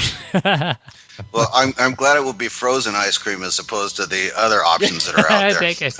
Soft serve is what I meant to say. Oh, man. Some days I'm the nail. That's for sure. But thanks to Mitch for jumping on here and sharing this story. And if that's something that rings with you, or maybe you got a buddy who's kind of in a tight spot with awkward training environment, share the episode with them. Send them in episode 255. Have them listen to Mitch. And sometimes it's easier to see it in somebody else. And it's like, you know what, that's kind of like what I'm in right now. And help them out, if at all possible. And you help us out by sharing the podcast. So that ain't so bad either. Absolutely. If you're listening to this, it's probably because you like jiu-jitsu. And if you like jiu-jitsu, you probably have friends that like jiu-jitsu as well. So tell them about the podcast. Maybe share a link to an episode and help us grow the show. Hey, guys, just want to quickly say that Gary and I train in Wichita, Kansas. If you're coming through the area or in the area, we'd love to train with you and get some mat time with you. Just send us a message at bjjbrick@gmail.com or message us on the Facebook page there. Joe, where could they find you on the mats if they want to try choking a Joe? Yeah, I'm south of Houston, so if you're traveling through the area, hit me up, and I'd love to train with you. Houston is not the vacation destination of America or the entertainment center like Wichita is, but it's still a pretty nice place, so come on down and let's do some jiu-jitsu.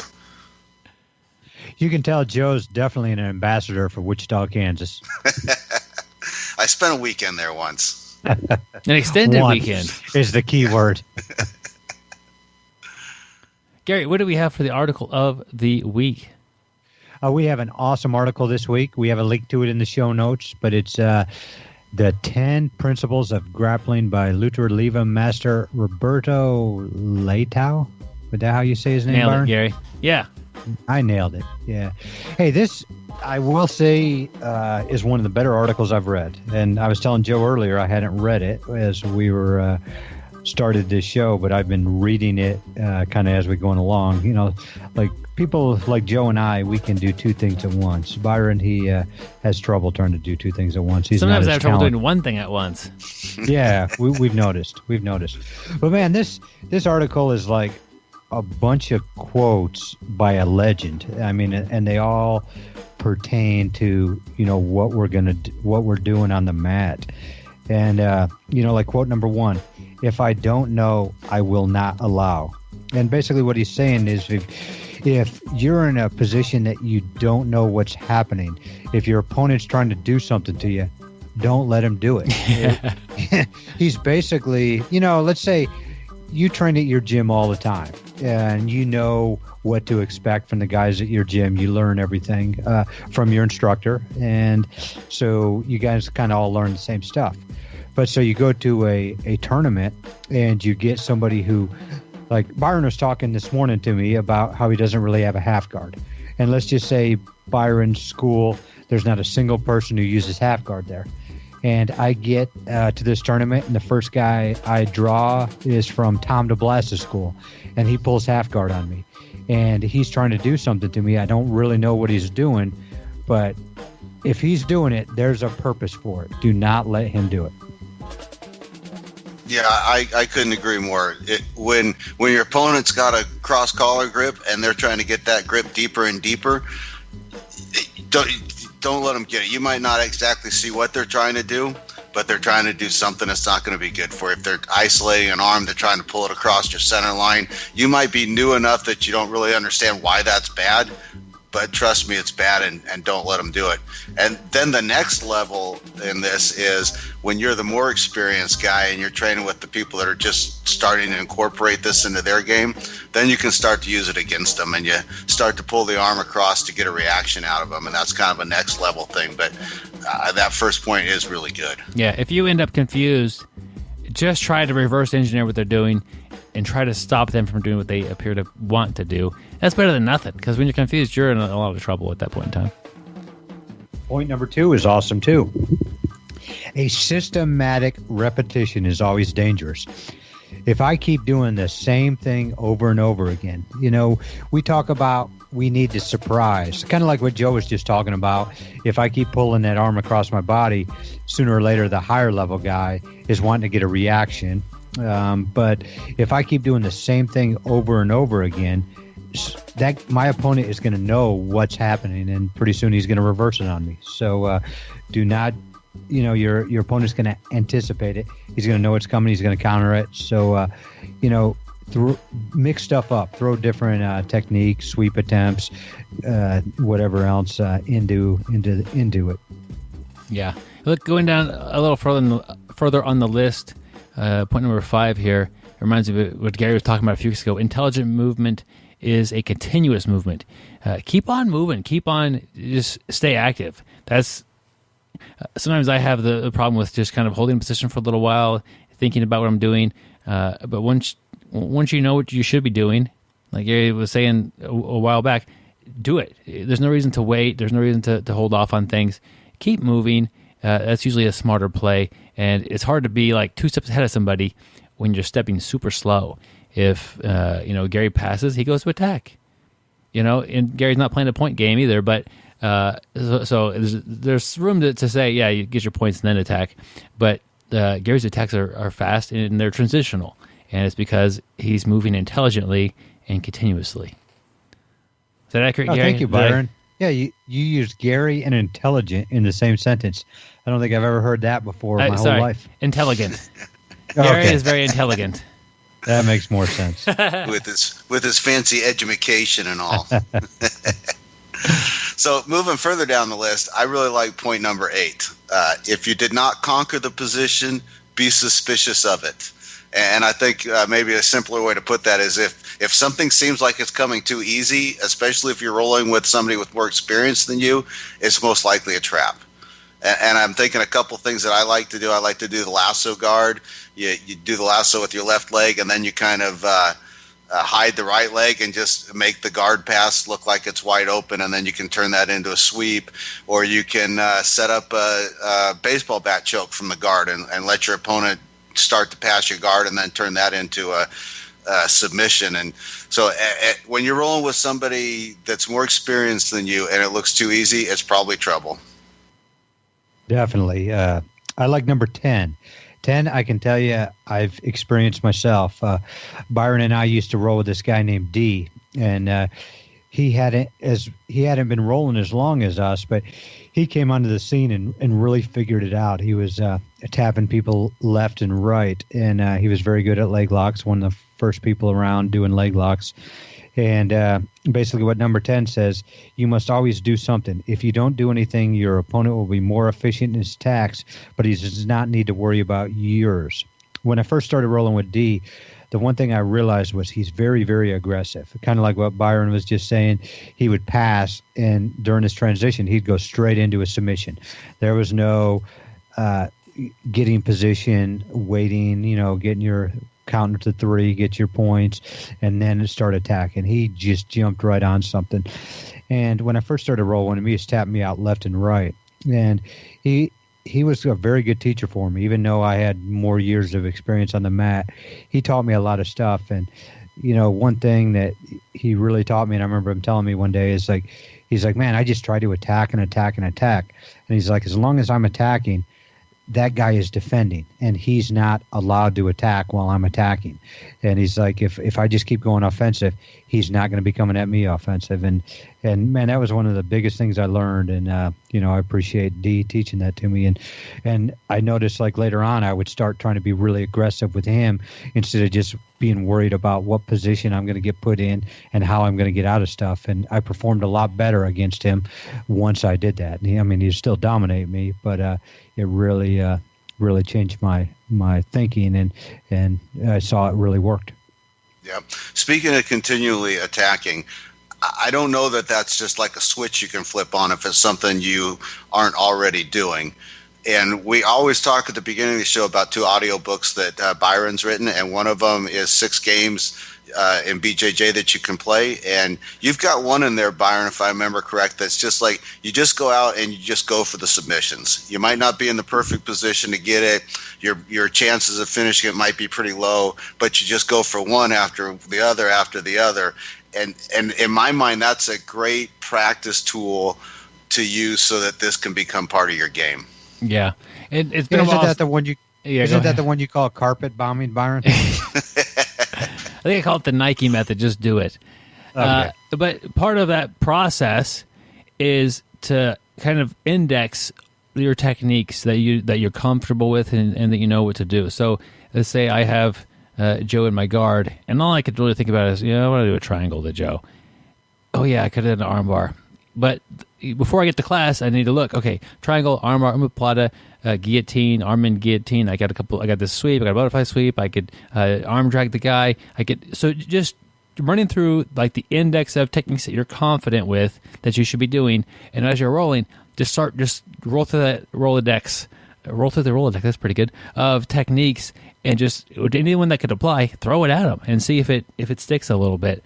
And I think that's a neat way to train and a neat way to find some moves that you might be kind of okay at and figure out, hey, you know what, I'm actually pretty good at this technique right here, just by throwing it at the opponent more often.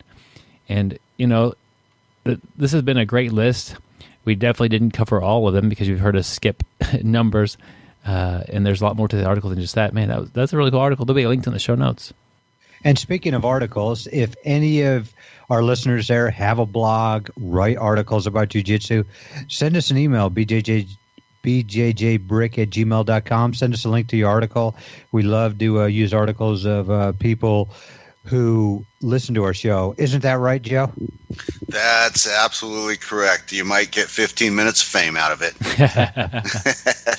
What I'm mentioning is that's actually how we met Joe. Joe was writing articles about jiu-jitsu and sent them in to us, and we talked about it, and he sent us another one, and we brought him on air, and next thing you know, Joe has taken over the number 2 spot on the BJJ Brick team and moved me down to the 3rd spot. So, you never know. Joe used to walk down the streets and nobody knew who he was. Now when he walks down the street, people throw rocks at him.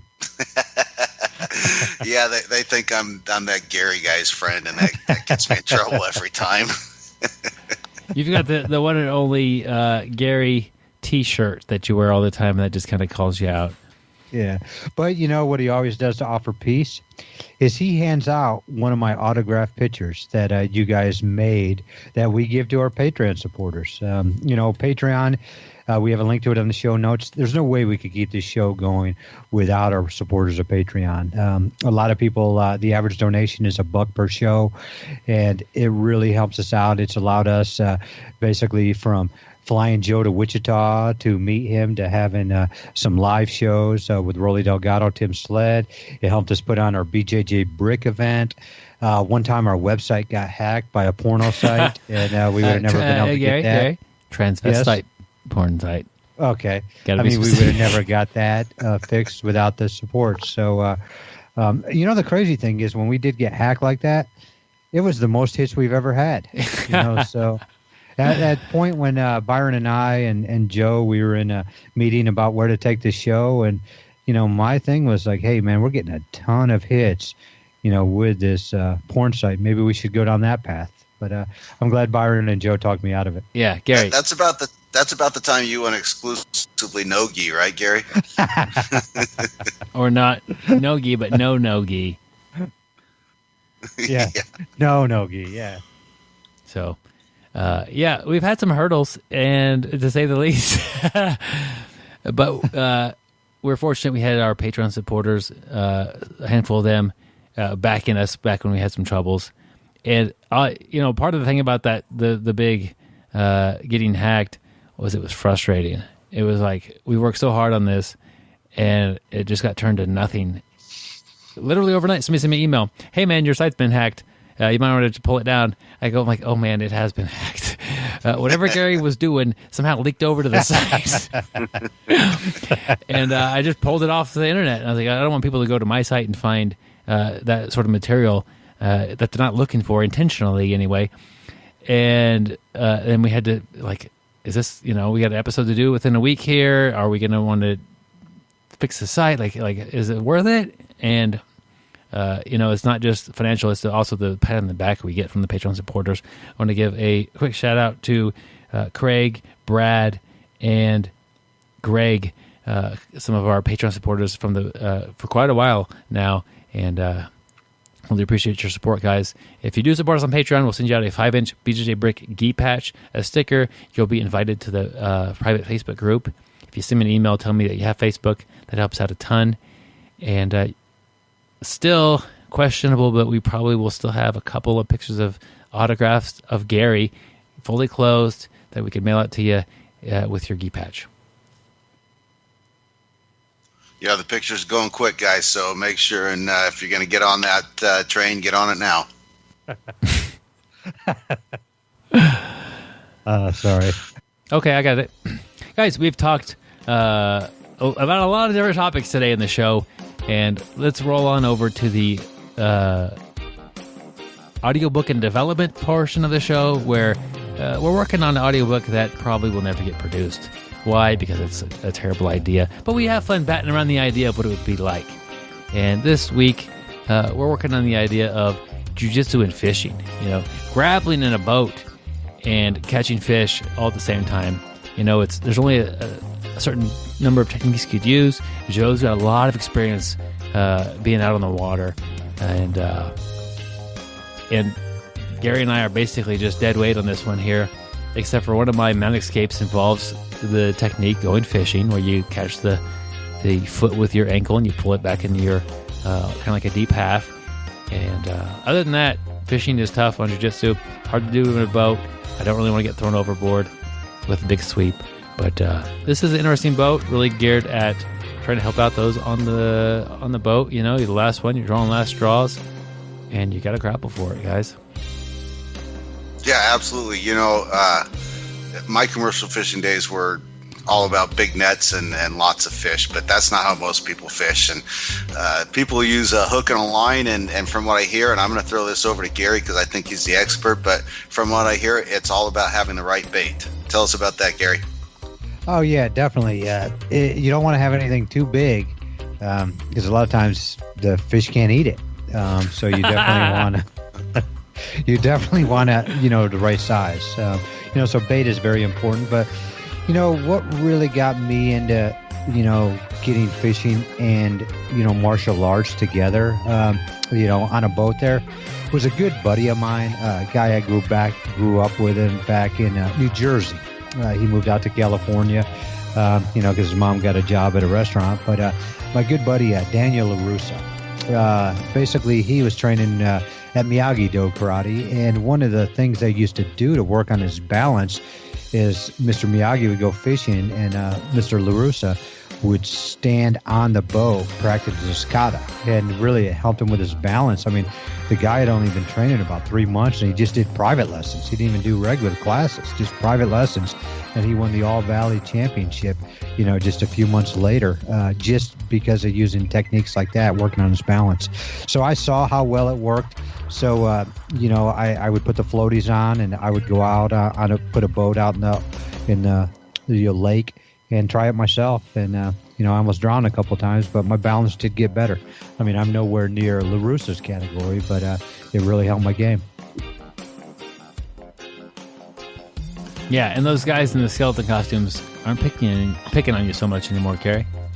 Yeah, I mean, I really don't get picked on anymore ever since I got fourth place in a 4-person bracket at the All Valley. Another thing, fish related, is some of us have been known to kind of have a particular odor with us when we come to train, and that's frowned upon. You want to at least smell neutral. It's not kind of nice and flowery, it's kind of nice to have. But Gary's had been so bad that I took a dead fish and I put it in his gym bag, and people started training with him again because it was actually an improvement over what had been working on. Definitely an improvement. I noticed I had a lot more people wanting to train with me. And Joe has been known to give crabs to people that he's trained with. Only big ones, though. But I mean, there's a lot of different methods, like Joe was talking about fishing. I mean, we can, fish with a net. We can use a hook. We can just throw a treble hook in and try to snag stuff. And, a lot of people consider that dirty. Or, I mean, we always have that guy who's really explosive, on the jiu-jitsu match, is just kind of crazy. That's the guy who fishes with dynamite. There's all those different ways to fish. And, your style on the mat will probably tell you how you fish. Joe, how yes, sir. Commercially, how did you catch crabs? This sounds crazy. Was it a cage thing, or how's that work? Yeah, we call them pots, but yeah, it's a round cage. They weigh about 100 pounds a piece. Check this out. They weigh 100 pounds a piece, and you handle 400 or 500 of those pots every day while you're fishing. You pull it up from the bottom of the ocean, you throw it on the table, you flip it over, you flip it back over, and you throw it back in the ocean. But the way Joe got really good at training UFC was back in those days. You're talking about those pots. But what Joe, because it's a cage, like you said, 100-pound cage. Yeah. And what Joe and his crewmates used to do is they would lock two men enter, one man leave. And that's how they got, good at fighting. They practiced a lot in those cages. Oh, you bet. Yeah, and we'd get in the cage, and then they'd launch it, and you either win the fight and get out, or you're crab bait. Yeah. I mean, but a lot of times, though, they wouldn't bait those. They would put the two people in, and if you won, you got out, and then they would throw it over. But kind of like what I went back to earlier, a lot of times if you had a human in there who was the guy who didn't, wasn't the guy who left, you wouldn't catch any crabs in that pot because the bait was too big. Kind of like what we were talking about a little bit earlier. Those crabs could not eat a full-size human being. Well, on every crab boat, there's one guy who it's his job to take out the bait can out of the pot and put a new bait can in.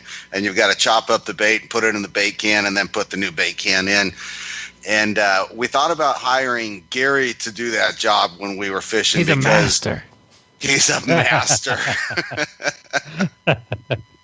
Or we were going to hire him to work on our longline boat where you have to put the bait on the hooks, because we thought he could do that job and he could be the head hooker.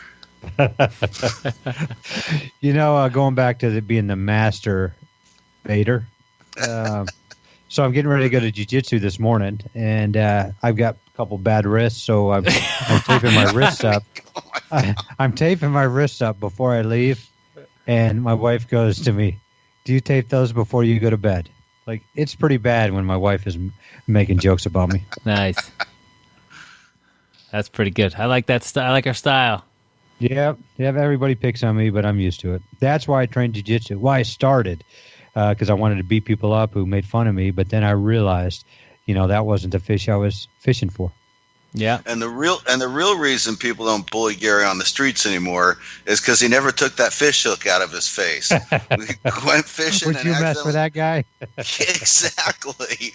And the bad thing is, it's a treble hook, and all three hooks are stuck somewhere. And he's completely. And it's still got the original bait. Well, it's just a skeleton now, but it's still there. Oh man! Hey guys, next week we have our end of the month episode.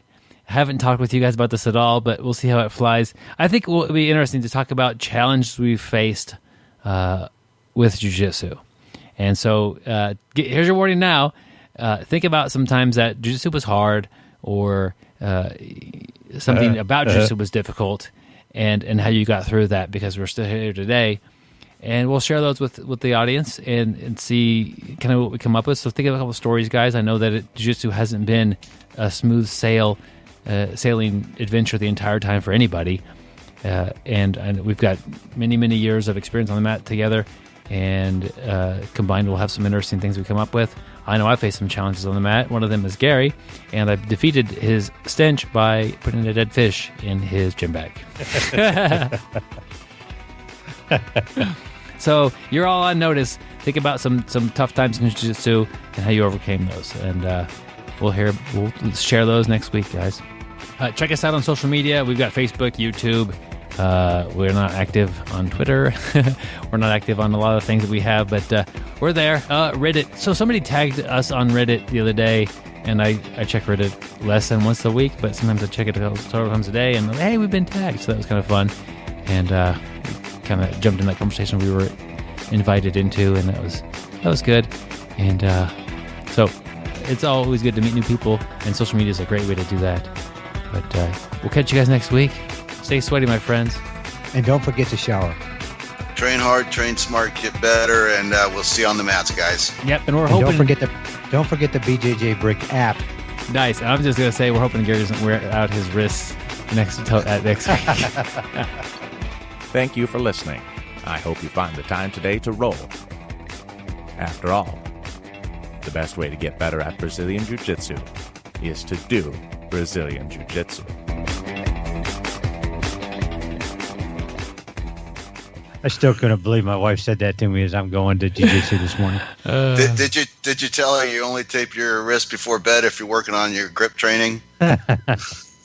I'll use that next time. Hey, Gary, this is easy. Yeah. Tape your wrist before you go to bed tonight. I